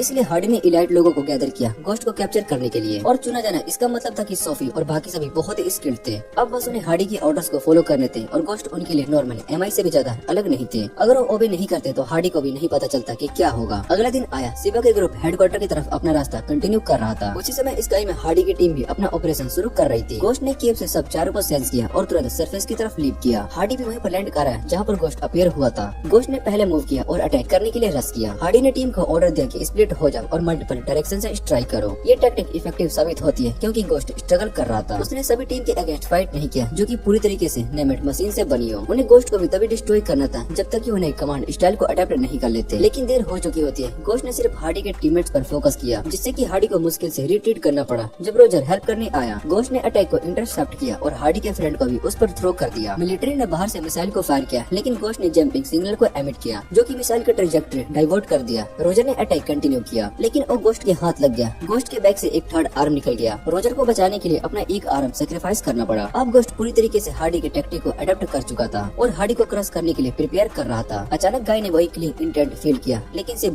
बाकी 2 लोग और एआई ने कुछ भी सेंस नहीं किया। गाय ने सोचा शायद से सिर्फ उसको फील हो रहा होगा और इग्नोर करके वापस से गोश्त पर फोकस किया। गोश्त ने चैन टिपट फिंगर का यूज करके डायरेक्टली पायलट का अटैक किया जो कि एयरक्राफ्ट में था। और तभी जब रोजर ऑफ गार्ड था, एक फिंगर ने उसको अंदर से मार दिया। लॉन्ग ग्रिफ नहीं करते हुए हार्डी ने क्विकली एक नया अटैक स्ट्रेटजी कैलकुलेट किया। उसने और बाकी 2 लोगों ने चार्ज किया। सोफी और दूसरा टीममेट आगे एडवांस करके गोश्त को डिस्ट्रैक्ट करने लगे, लेकिन दोनों थ्रेड से बाउंडेड थे। गोश्त ने अपने आप को अंडरग्राउंड में ले कर लिया था। फिर भी हार्डी आगे बढ़ता रहा। जब गोश्त ने फायर किया, उसने अपना बॉडी लीन करके डॉज किया और फिर पीछे लीप मारते हुए उसके आर्म जॉइंट पर शूट कर दिए। लेकिन गोश्त ने शॉट को ब्लॉक कर लिया और काउंटर अटैक करने की कोशिश की। अचानक एक बुलेट उसके जॉइंट लेग को डिस्कोलेट कर दिया। ये बुलेट रोजर का था जो कि मर चुका था, लेकिन एआई अब भी एक्टिवेट था और मिशन कंप्लीट कर दिया। हार्डी ने फिर डायरेक्टली एक बुलेट गोश्त के चेस्ट के अंदर मार दिया और उसको फिनिश कर दिया। गोश्त कोलैप्स कर गया, लेकिन कुछ ही सेकंड के बाद एक मिलिट्री एयरक्राफ्ट के साथ एस्केप कर गया। हार्डी गुस्से से भर गया और कसम खाई कि वो फाहर ग्रुप के साथ उसे जरूर मारेगा। वो हेडक्वार्टर्स पहुंचे जो कि यूडो से मिले, जो कि यारा का रिप्रेजेंटेटिव था। यूडो खुश था कि तीनों सेफ पहुंच गए, लेकिन उसने कहा कि ऑलरेडी काम उनका वेट कर रहा है। किसी ने उनसे मिलना चाहता है, एक मीडिएटर जो कि बेरॉन कंपनी और उसकी ऑर्गेनाइजेशन के बीच था। उसने अपने इंट्रोडक्शन दिया, नाम था गोबेल। गोबेल ने war based business partnership propose की। सब लोग बैठ गए और बातें करने लगे। गोबेल ने खुशी से अपने डिजायर एक्सप्रेस किया। वो लॉन्ग टर्म कोऑपरेशन चाहते हैं, जब तक कि वॉर चलेगा उनकी कंपनी का बिजनेस चलेगा। वो फंडिंग में भी जेन्युइस था जब जरूरत पड़ती थी। साथ ही गोबेल ने बहुत ही सारे न्यू अपग्रेडेड्स भी लाए थे। फिर उसने उन्हें जोहान का एक pair of armoured grenade launcher दिखाया और केनबू और मसारू के लिए भी कई सारे आइटम। बाद में यूडो को कॉल आया और उसने सिर्फ ग्रुप को साथ ले लिया। वो लोग फॉरेस्ट के अंदर एक गांव में पहुंचे। फिर पूरा ग्रुप एक घर में एंटर किया जिसका मालिक था यूजी। वो एक long time real estate agent था जो कि टेम्पररी इस गांव में रह रहा था। उसने उन्हें अपने फैमिली का पूरा डाटा दिखाया। अभी वहाँ पर 9 लोग रहते थे, लेकिन एक हफ्ते पहले उनका इलेक्ट्रिसिटी और वाटर एक्सेस बंद हो गया। तभी एक छोटी लड़की भागती हुई आई और गेसी को हक करते हुए डैड बुलाया, जो सबको सरप्राइज कर गया। यूजी ने उनसे अंडरस्टैंडिंग मांगी क्योंकि लड़की ने छोटी उम्र में अपने फादर को खो दिया था। वापस इशू में आते ही अभी विलेजर्स को वाटर और इलेक्ट्रिसिटी आउटेज के बाद हर दिन स्ट्रगल करना पड़ रहा था। उसने पूछा कि फिर भी यहाँ पर सब लोग क्यों रहते हैं in standard of living. UG ने एक्सप्लेन किया कि उनका टाउन पहले से वॉर से गुजरा था। वो लोग एक रिफ्यूज एरिया में मूव हुए, लेकिन वहाँ भी सिचुएशन सिचुएशन बहुत ही शट डाउन हो गई। वो लोग एक रिफ्यूज एरिया में मूव किए, लेकिन वहाँ भी सिचुएशन शट डाउन हो गई, इसलिए वो लोग वापस से घर आ गए। बाकी सभी लोगों ने भी सिमिलर एक्सपीरियंस शेयर किए। वो लोग वांटेड करते रहे और फिर आखिर में इस रिमोट विलेज में पहुंच गए। लाइफ यहाँ पर हार्ड थी, लेकिन वो यहाँ तक नहीं पहुँच सकता था। सबने कम्फर्ट को सेफ्टी के लिए ट्रीट किया और ये सुनने के बाद ईडो ने कहा कि उसका ग्रुप जितनी हो सके मदद करेगा। वो सबने कैंप को सेटअप किया और रुकने का प्लान बनाया। शिवा ने ईडो की काइंडनेस को एडमायर किया। आगे ने बताया कि यारा ये सिर्फ एक रिबेल फोर्स नहीं है, वो अपने फॉलो सिटीजन की भी मदद करते हैं, जो चीज सच में देश को रिबिल्ड करने के लिए चाहिए। वो थी लोगों का ट्रस्ट जीतना। अगली सुबह बारिश शुरू हो गई होती है। वो लोग इकट्ठे हुए होते हैं और डिस्कस करने लगते हैं कि विलेज के प्रॉब्लम कैसे सॉल्व किए जाए। विलेजेस के लिए कंडीशन एश्योर करने के लिए उन्हें वाटर, इलेक्ट्रिसिटी और फूड इशू फिक्स करने होंगे। कैमी ने सजेस्ट किया कि वाटर वेल ड्रिल किया जाए और वाटर व्हील बनाई जाए, जिससे कि इलेक्ट्रिसिटी जनरेट करने के लिए और फार्मलैंड को कल्टीवेट किया जाए। सबने काम को शुरू कर दिया। शिवा और कुछ लोग पुरानी कार से मशीनरी लूटने लगे। मीनवाइल ईडो ने गोबेल से कुछ आइटम्स स्पॉन्सर करने को कहा। गोबेल ने एग्री कर लिया, क्योंकि इस समय वो बहुत ही सारे पैसे कमाया जा रहा था। सब लोग बिजी हो गए। कुछ लोग हाउसेस बनाए और कुछ ने व्हील डग किया और कुछ ने फार्मलैंड का काम किया। दोपहर तक सब साथ में बैठकर खाना खाने लगे। बच्चों को कुछ देखकर शिवा का मन बहुत ही शांत हो गया। अगले दिन सबने अपना काम रिज्यूम किया और वुड स्टेक करना शुरू कर दिया। तब शिवा को सीन ने बुलाया कहीं चलने के लिए। दोनों माउंटेन्स के एक टेंट में गए, जहाँ पर एक क्लीन था। सीन चाहते थे कि उसको रिपेयर किया जाए। अगर सक्सेसफुल होते तो ब्रेड, पिज्जा और पोट्री भी बना सकते थे। सीन ने ये भी शेयर किया कि उनके फैमिली में पोट्री का ट्रेडिशन है। ये सुनने के बाद शिवा ने हेल्प ऑफर दी और दोनों क्लीन को रेस्टोर करना शुरू कर दिया। और काम के बीच में दो बच्चे भी क्यूरियस होकर आते हैं। सीन ने उन्हें इनवाइट किया ज्वाइन करने के लिए। दिन ब दिन सब अपने अपने काम में प्रोग्रेस करते रहे। शिवा का ग्रुप भी क्लीन रेस्टोर करने में सक्सेसफुल हुआ। सीन के गाड़ीज में टेस्ट किया गया और शिवा और दो बच्चों को कप्स और प्लेट्स जैसे आइटम्स बनाए। अब सिर्फ उनको फायर और ग्लेज करना था, फिर रेडी हो जाते उसके लिए। मीनवाइल गैस के साइड को नेसेसरी इक्विपमेंट मिल चुका था और अब सिर्फ वेल से वाटर पंप लाना बाकी था। वाटर वेल में स्पिनिंग शुरू हो गया और इलेक्ट्रिसिटी जनरेट करने के लिए। लेकिन गाय ने कहा कि ये अकेला सबके नीड्स के लिए काफी नहीं होगा। गैस के टीम को भी एक प्रॉब्लम फेस करनी पड़ती है। उन्हें एक हार्ड रॉक लेयर मिलती है और काय ने एरिया को स्कैन किया और एस्टिमेट किया कि रॉक 2 मीटर थिक है, जो ब्रेक करना बहुत ही मुश्किल होगा, लेकिन अगर मैनेज कर लिया। एंगी ने बताया कि वाटर लगभग 100 लीटर पर डे आएगा।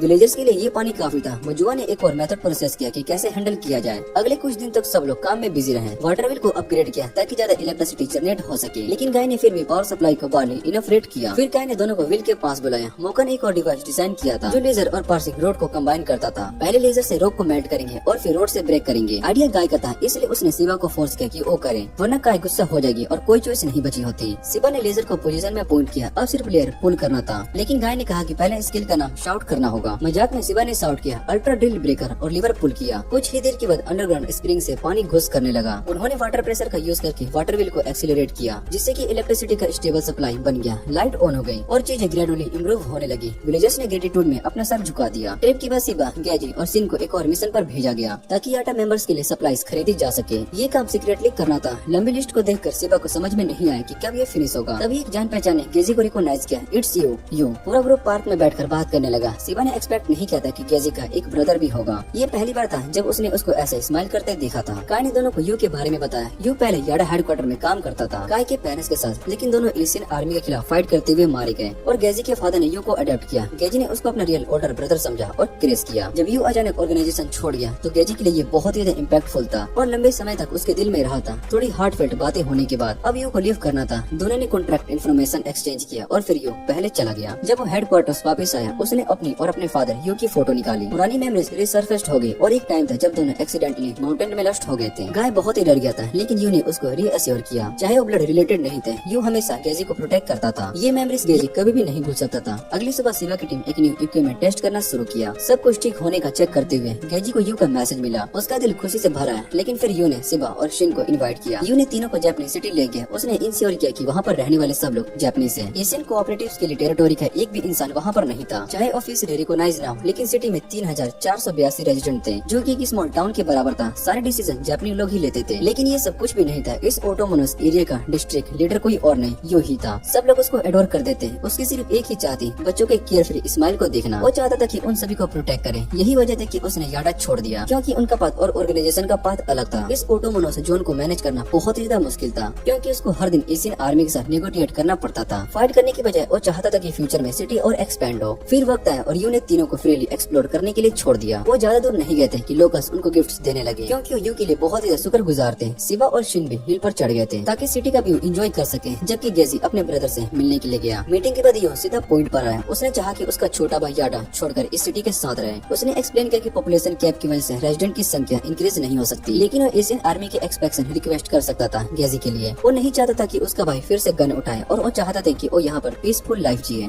गेजी गेजी तुरंत जवाब नहीं दे सकता था, इसलिए उसने सोचने के लिए टाइम मांगा। फिर वो वापस से हेडक्वार्टर आया, सोचता हुआ कि क्या करे। तभी गोबेल उसके पास आया और एक ट्रुथ रिवील की। अगर गेजी को लूज कर दिया तो कंपनी के प्रॉफिट्स पर नेगेटिव इफेक्ट पड़ेगा। गोबेल ने क्लेम किया कि यू एशियन आर्मी का स्पाई है। गेजी को बिलीव करना है या फिर नहीं, ये उसका डिसीजन था। लेकिन गोबेल ने इन्फोसाइज किया कि इन्फॉर्मेशन एक कमोडिटी है, ट्रुथ को एडजस्ट करने की जरूरत नहीं है और थोड़ी रीजनिंग के साथ ये ऑब्वियस था। गोबेल के हिस्से से कैसे एशियन आर्मी अलाउ कर सकता था यू को इतना बड़ा ऑटोमोनस जोन एस्टेब्लिश करने के लिए, अगर वो उनके लिए काम नहीं कर सकता था। यू को इतना बड़ा ऑटोमोनस जोन एस्टेब्लिश करने के लिए, अगर वो उनके लिए काम नहीं कर सकता था।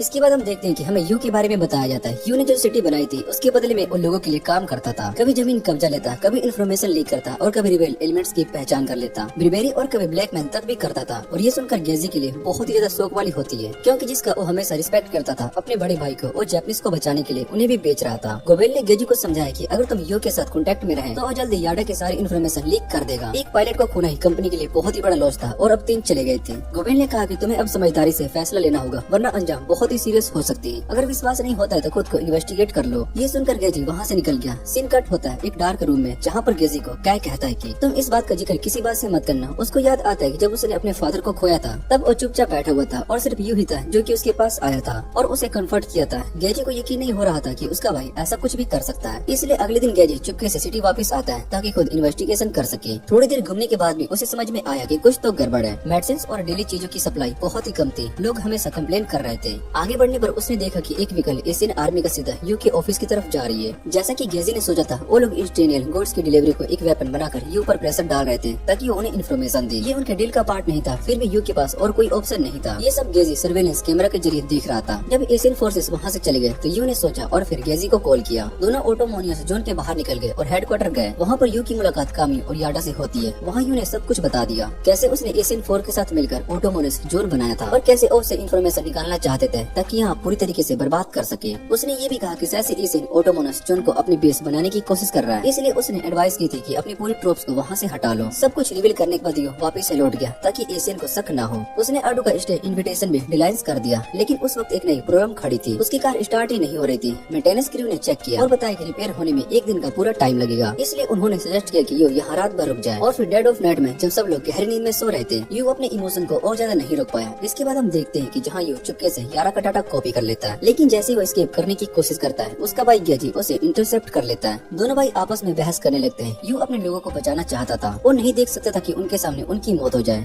वहीं गेजी अपने ऑर्गेनाइजेशन को सेक्रीफाइस करने का नहीं सोच सकता था। ये बहस इतनी बढ़ गई होती कि यू पलटकर वापस से निकलने ही वाला था। तभी गेजी ने अपने भाई पर गन तान दी पर वो ट्रिगर दबा नहीं पाया। सीन कट होता है कुछ दिनों के बाद जब 3 पायलट समुद्र के रास्ते निकलकर हॉट हाकू नाम के रिविलियन ऑर्गेनाइजेशन से मिलने के लिए जा रहे थे। उन्होंने एडो और आइको से 1 दिन पहले ही अलग रूट्स चूज किया था। उन्होंने अपने प्लान गोबेल के साथ शेयर किया। गोबेल ने बताया था कि शायद से हॉट हाकू ग्रुप से मिलने के लिए जाएंगे जो कि जापान को रिवाइव करने की कोशिश कर रहा था, लेकिन अभी एशियन यूरोपियन फोर्सेस उनका शिकार नहीं कर रही थी। थोड़ी देर में उन्होंने अपना डेस्टिनेशन देख लिया, एक आइलैंड जहाँ की टाको ग्रुप छुपा हुआ था। लेकिन उस वक्त आइलैंड पर अटैक हो रहा था। एशियन यूरोपियन आर्मी अपना पूरा जोर लगा रही थी। डिफेंडर्स जान बचा कर लड़ रहे थे पर एनिमी अपने एमआई यूनिट्स के यूज करके उन्हें दबा रही थी। तभी टाइम पर शिबा की टीम वहाँ पर आ गई। गेजी ने दूर से एनिमीज को स्नाइपर से गिरा दिया, जबकि मसारू और कैनगू एक्शन में खोद कर एक बड़े से एल्मा यूनिट्स को काटने लगे। लेकिन दुश्मन की संख्या बहुत ही ज्यादा थी, इसलिए गेजी ने स्मोक बम यूज किए और तुरंत रिट्रीट का ऑर्डर दे दिया। दूसरी तरफ लेफ्टिनेंट एनु जो कि इस ऑपरेशन का कमांड कर रहा था, सब कुछ देख रहा था। उसने हंसी के साथ कहा कि अगली बार वो खुद बैटलफील्ड में आएगा। इस लड़ाई से बचने के बाद पायलट की मुलाकात कमांडर कोनो से होती है, जो कि उन तीनों का शुक्रिया करता है। शिबा इधर उधर देखता है और समझता है कि उनके पास लोग बहुत ही कम बचे। ये ऑर्गेनाइजेशन कहने के लायक भी नहीं था। कोनो बताता है कि पहले उनके पास बहुत ही सारे मेंबर्स थे, लेकिन जब से इलिनॉइस ने ऑपरेशन संभाला है उसने एमआई यूनिट्स में हेवीली इन्वेस्ट किया था और उन्हें हेटाको ऑर्गेनाइजेशन का शिकार बनाया। दोनों का अगला प्लान था कि आइलैंड के ईस्टर्न साइड पर अटैक करना, जहाँ उनके कुछ एलायंसेस बचे हुए थे ताकि सभी मिलकर रीग्रुप कर सके। तभी गाय कहता है कि हमें अपने चांसेस बढ़ाने के लिए पहले सराउंडिंग एरिया स्काउट करना होगा ताकि हमें टेरेन का पूरा आइडिया मिल सके। ये प्लान बनाकर तीनों पायलट्स अलग अलग डायरेक्शन में निकल पड़ते हैं। सबके साथ एक ई स्कॉट था। जब शिवा ने ऊंची जगह पर पहुंचा तो उसने देखा कि वहाँ से अजीब सी लाइट बीम आ रही है। उसके ई स्कॉट ने समझाया कि ये एनिमी की सिग्नल डिवाइसेस हैं जो कि बहुत ही बड़ी संख्या में डिप्लॉय करने के लिए आए हैं। ये इंसान को डिटेक्ट नहीं करते, सिर्फ एमआई यूनिट्स को ही करते हैं और अगर उनमें से कोई भी सिग्नल बढ़ जाएगा तो तुरंत एनिमी अलर्ट अलर्ट हो जाएगा। सेबा उन्हें देखकर सोचता है कि शायद ये चीज उनके काम आ सकती है। दूसरी तरफ से शिफ्ट होता है इलिनॉइस की तरफ, जो कि आराम से बात ले रहा होता है। बैटल से पहले वो मजा ले रहा था। उसकी सिक्योरिटी ने मना किया और पूछा कि जब ऑलरेडी विक्ट्री तुम्हारे हाथ में तो तुम्हें खुद बैटलफील्ड में क्यों आना है। पर एनो हंसते हुए कहता है कि मुझे ऐसा ही पसंद है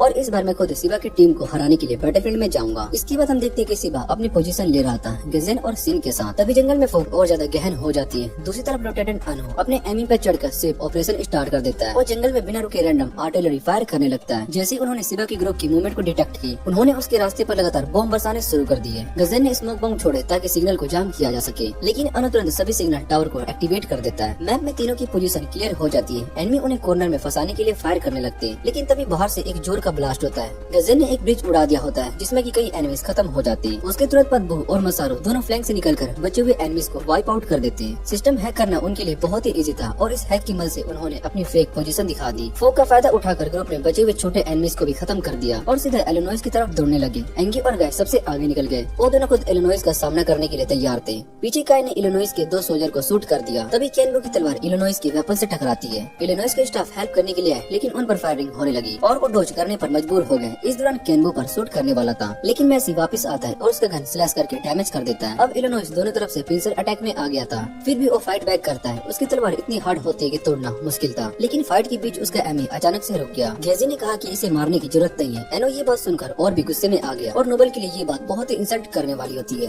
तभी इलिनॉइस का एमी और उसकी तलवार दोनों एक साथ टूट जाते हैं। सेबा की ग्रुप ये बैटल जीत चुकी होती है। इसके बाद उन्होंने कोनो की ग्रुप को अपने बचे हुए ट्रॉप्स के साथ मर्ज किया और फिर फेयरवेल कह दिया। 3 पायलट शिप पर चढ़ गए। गाय की टीम से मिलने के लिए दोबारा से निकल गए। इस जर्नी के बाद गाय अब पहले से बहुत ही पॉजिटिव फील कर रहा था। ज्यादा वक्त नहीं मिला था कि सेबा की टीम मेंटेनेंस क्रिस से फिर से मिली, लेकिन सर्विंग से पहले सिबा ने कहा कि पहले बू को वॉश करो क्योंकि वो बहुत ही गंदा हो चुका था। दूसरी तरफ हार्डी के पैलेस पर हमें गोबेल दिखाई देता है। उसने समहाउ हार्डी से एक कॉन्टैक्ट बनाया और उसे एक डील प्रपोज किया। गोबेल ने अपनी असली आइडेंटिटी छुपा ली और सिर्फ इतना कहा कि वो एक मर्चेंट है जो कि अपनी इन्फॉर्मेशन बेचता है। अपनी क्रेडिबिलिटी प्रूफ करने के लिए उसने गोस्ट का लोकेशन रिवील किया। गोबेल ने हार्डी को सोफिया और हार्डी के दोस्त राय के बारे में भी सारी इन्फॉर्मेशन दे दी। हार्डी ने पूछा कि तुम्हें इसके बदले क्या चाहिए, लेकिन गोबेल ने कहा कि मुझे पैसे नहीं चाहिए, ये मेरी तरफ से तुम्हारे साथ फ्यूचर रिलेशनशिप में इन्वेस्टमेंट है। इतना कहकर गोबेल वहाँ से चला गया और ये सारी इंटेल हार्डी को भेज दी। हार्डी ने तुरंत वो इंटेल इंटेलिजेंस एजेंसी को दे दी ताकि उसकी एनालाइज की जा सके। इधर अडू को मेंटेनेंस डिपार्टमेंट की तरफ से रिपोर्ट मिल गई होती है जिसमें 3 पायलट के कोऑर्डिनेशन डिटेल्स दिए गए होते हैं। कॉल खत्म होने के बाद अडू को बोला गया कि एक गेस्ट आया। दूसरी तरफ पायलट ग्रुप अपने एमी ढूंढते हुए फ्यूचर के बारे में बात कर रहे होते हैं कि जापान के रिस्टोर होने के बाद वो क्या करेंगे। सिन कहता है कि अपने घर का पोर्ट्री वर्सो फिर से बनाना चाहता है। गेजी कहता है कि उसे भी अपने पिता की मौत का बदला लेना है। ये सुनकर सिबा उससे वादा करता है कि उसकी मदद करेगा गोस्ट को हराने में। सिन भी उसकी हेल्प करना चाहता है। गेजी चुप रहता है पर उसके चेहरे पर एक हल्की सी मुस्कान आ जाती है। इधर अनु कुछ बच्चों के खेल का शिकार बन जाता है और फिर अपने कमांडर को रिपोर्ट देता है। उसने रिक्वेस्ट की कि उसे याडा ऑर्गेनाइजेशन को हंट करने वाली टीम में ट्रांसफर कर दिया जाए। हायर अप्स ने उसकी बात को मान ली। तभी याडा की मुलाकात फिर से केमी से होती है। केमी उसे कुछ फोटोज दिखाता है जिसमें कि एशियन सोल्जर्स इंजर्ड दिखते हैं, पर उनके जख्म बहुत ही अजीब होते हैं, जैसे किसी और कंट्री ने अटैक किया हो। इसको साइड में रखते हैं और याडा उसको जापान का करंट मैप दिखाता है। जापान अब 4 फंक्शन में डिवाइड हो चुका था। अगर ऑपरेशन इसी तरह से चलते रहे तो याडा का एरिया और एक्सपेंड होने वाला था। ऑफिशियली ये नॉर्थ अमेरिका अलायंस के ऊपर था, पर जापान अपना ऑटोमोनस कंट्रोल रखता था। हार्डी को एक बात हमेशा एक्साइटेड करती थी, जैसे 4 फंक्शन ने जापान को अपना बनाया था। कभी भी उन्होंने एक दूसरे के टेरिटोरी को एक्सपेंड करने के लिए लड़ाई नहीं, पर अब हालात बदल गए थे और इसके पीछे एक बड़ा रीजन था। वो था ओरिजिनल एमआई सेल्फ इवॉल्विंग और लर्निंग एआई जो कि काबू के अंदर था। गोस्ट के पास भी एक ऐसा एआई था, शायद से उससे भी सुपीरियर। हार्डी जितना सोचता था उतना ही उस एआई को पाने की चाहत और बढ़ जाती थी। इस वजह से उसने डिसाइड किया कि वो गोबेल के साथ कोऑपरेट करेगा क्योंकि दोनों के लिए ये फायदेमंद था। कुछ देर के बाद इंटेलिजेंस एजेंसी से रिपोर्ट आती है कि 90% चांस है कि गोस्ट अभी एशियन कोऑपरेटिव जोन में है, लेकिन उनकी पुरानी स्ट्रेटजी को अडॉप्ट कर चुका था, इसलिए हार्डी को नए तरीके से उनका सामना करना होगा। उसने सोफी से पूछा कि क्या सेबा की टीम ट्रैक हो पाई है, पर सोफी ने बोला कि उनका पता तो बहुत ही पहले खो गया था, सिर्फ गैस किया जा सकता था कि वो किस डायरेक्शन में गए होंगे। हार्डी ने कुछ देर सोचा और फिर आए और सोफी को फ्रेश एयर लेने के लिए बाहर बुलाया। इधर सिबा और मेसाओ ने वो का मेंटेनेंस कंप्लीट करने के बाद सिबा, शिन और गेजी ने अपना रूप बदलकर शॉपिंग करने का प्लान बनाया। मार्केट पहुंचकर ग्रुप अलग अलग हो गई और अपना सामान लेने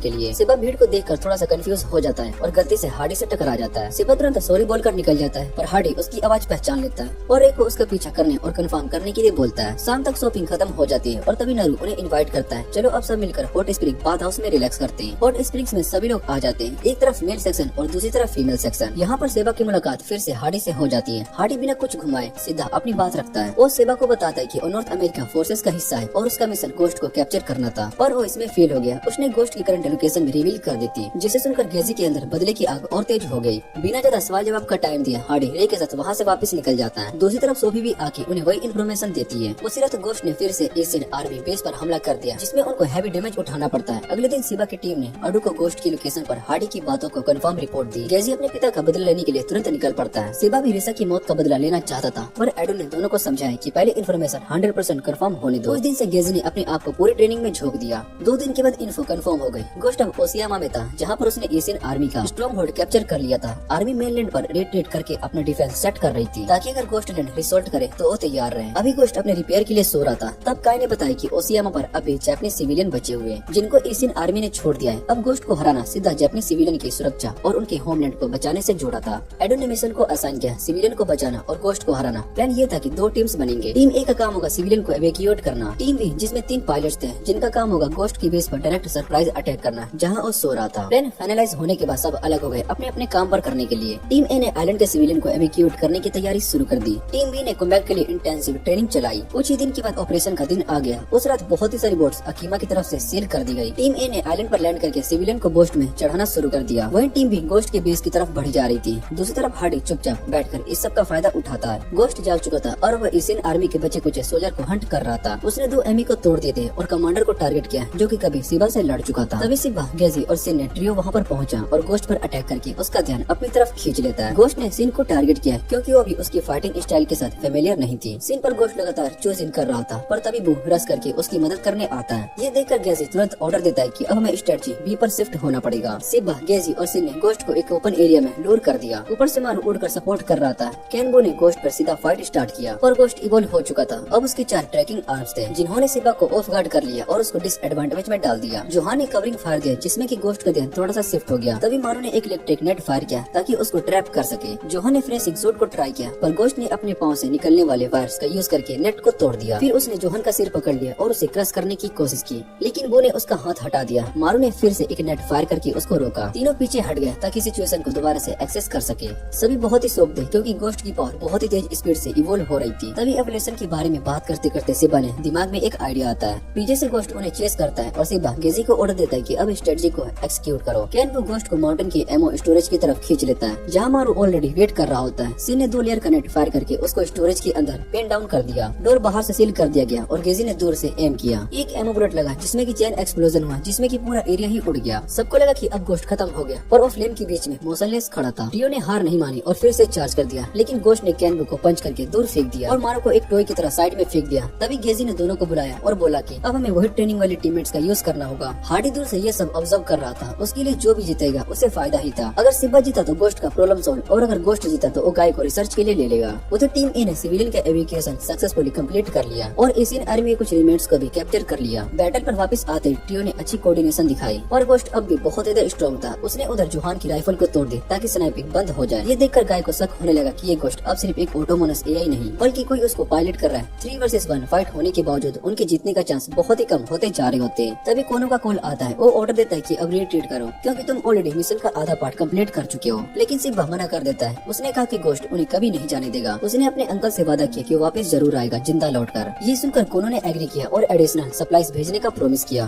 ट्रियो ने फिर से एसोलेट शुरू किया। गोस्ट ने ब्रू को पंच करके उड़ा दिया और मेजर को जमीन पर फेंक दिया। उसने मसारो का हाथ तोड़ दिया और जोहन की लेग भी डैमेज कर दी। शेन मुश्किल में गेजी को खींच कर लेकर भाग गया और दोनों सफलता से छुप गए। दूर से वो गोस्ट को ऑब्जर्व कर रहा था। थर्मल कैमरा का यूज करके उन्होंने देखा कि उसका एनर्जी सोर्स एक्चुअली उसके टेल में था, इसलिए उतनी लंबी फाइट कर पा रहा था बिना ज्यादा एनर्जी वेस्ट किए। जबकि पायलट्स अपनी एनर्जी एडजस्ट कर रहे थे। ये उनका सबसे बड़ा क्लू था। अगर गोस्ट कंटिन्यूअसली हाई टेम्परेचर में रहा बिना अपनी हीट रिलीज किए तो वो ओवरहीट हो जाएगा। ये उसका सबसे बड़ा वीकनेस था। तीनों ने फिर से रीग्रुप करके अपना एनर्जी एक दूसरे के साथ शेयर किया और अगले असॉल्ट की तैयारी स्टार्ट की। जोहन और मारू ने अपनी सारी एनर्जी ट्रांसफर कर दी कैनबो को, ताकि सिबा गोस्ट को खत्म कर सके। उसके बाद कैनबो गोस्ट से लड़ता रहा और लिeutenant और जोहान अटैक पोजीशन में आ गए। सिबा गोस्ट को एशियन मिलिट्री के एमी वेयर हाउस की तरफ ल्योर कर रहा था। गोस्ट वेयर हाउस के अंदर घुस गया और तुरंत एमी को कंट्रोल करके सिबा पर फायर करने लगा, लेकिन वो ऑलरेडी बाहर जंप कर चुका था और वेयर हाउस को डेटोनेट कर दिया। फिर भी गोस्ट वहाँ मजबूती से खड़ा रहा। इस वक्त नोटिफिकेशन आया कि बाकी दोनों अपने पोजीशन पर पहुंच गए, लेकिन वो अब धीरे धीरे ग्राउंड लूज कर रहा था। गाय के पास कोई ऑप्शन नहीं था। उसने लिमिटर को तोड़ दिया और ये एक तरीका था गोस्ट को हराने का। लिमिटर ब्रेक होते ही वो की स्पीड और पावर बढ़ गई। एक पल में उसने गोस्ट का एक आर्म काट दिया और फाइट इक्वल हो गई थी। वो ने गोस्ट को ब्यूरिंग एरिया में खींच लिया। वहाँ सिबा और गाय ने मिलकर गोस्ट के पंचेस दिए, जिससे कि उसको काउंटर करने का चांस भी नहीं मिला। उन्होंने गोस्ट का एक और आर्म तोड़ दिया। तभी लिeutenant नीचे कूद कर आया और गोस्ट का सिर काट दिया और जोहन ने दूर से उसकी एनर्जी टेल को डिस्ट्रॉय कर दिया। गोस्ट कोलैप्स कर गया। कैन फिनिशिंग वो देने के लिए उड़ गया और उसकी तलवार टूट गई और उसका पूरा सिस्टम ही ओवरलोड हो गया। उसी वक्त गोस्ट भी ओवरहीट कर रहा था और इतना हीट इमिट कर रहा था कि कुछ ही मिनट में वो एक्सप्लोड करने वाला था। लेकिन गोस्ट तेजी से ओशन की तरफ दौड़ गया और अपना बॉडी कूल करने के लिए कैन भी उसके रास्ते में खड़ा हो गया। उसने डिसाइड किया कि अगर जरूरत पड़ी तो वो गोस्ट के साथ मरने को तैयार है। उसने सोचा रीसा के साथ जो हुआ था वो कभी अब नहीं होने देने वाला और कि इसके फादर का बदला लेना ही उसका फर्ज है। सिबा भी सेक्रीफाइस करने को तैयार हो गया। उसने डिसाइड किया कि अपने सबसे प्यारे लोगों को बचाने के लिए खुद को कुर्बान कर देगा। उस वक्त सिबा और गाय की अंतिम कन्वर्सेशन होती है। दोनों ने वादा किया कि चाहे जो भी हो जाए वो एक दूसरे के साथ दुनिया के कोने तक ले जाएंगे। उसके बाद गाय का कनेक्शन टूट गया। सिबा ने उसका शुक्रिया अदा किया और उसने देखा कि दुनिया में अभी बहुत ही खूबसूरत चीजें बाकी है। फिर दोनों गोस्ट के साथ एक्सप्लोड हो गए। टीम ने सक्सेसफुली सिविलियन के एवैक्यूएशन कंप्लीट कर लिया। पर जैसे ही रिपोर्ट आई कि एक पायलट का सिग्नल खत्म हो गया, एटमॉस्फेयर सडनली ग्लूम हो गया। जब चेक किया गया तो वहाँ पर कुछ भी नहीं बचा था। लेकिन वो ज्यादा देर तक गम में नहीं रुक सकते थे क्योंकि मिशन अब भी बाकी थे। शिन और गैसी ने सिबा को अलविदा कहा और आगे बढ़ने लगे। दूसरी तरफ हार्डी ने गोस्ट के कुछ फ्रेगमेंट्स रिकवर किए। सबसे शॉकिंग बात ये होती कि उसका एआई अब भी इंटेक्ट था। और इसी के साथ ये एनिमे का सीजन यहीं पर एंड हो जाता है। अगर आपको ये वीडियो अच्छी लगे तो वीडियो को लाइक करके चैनल को सब्सक्राइब जरूर कर लेना। तो मिलते हैं अगली वीडियो में।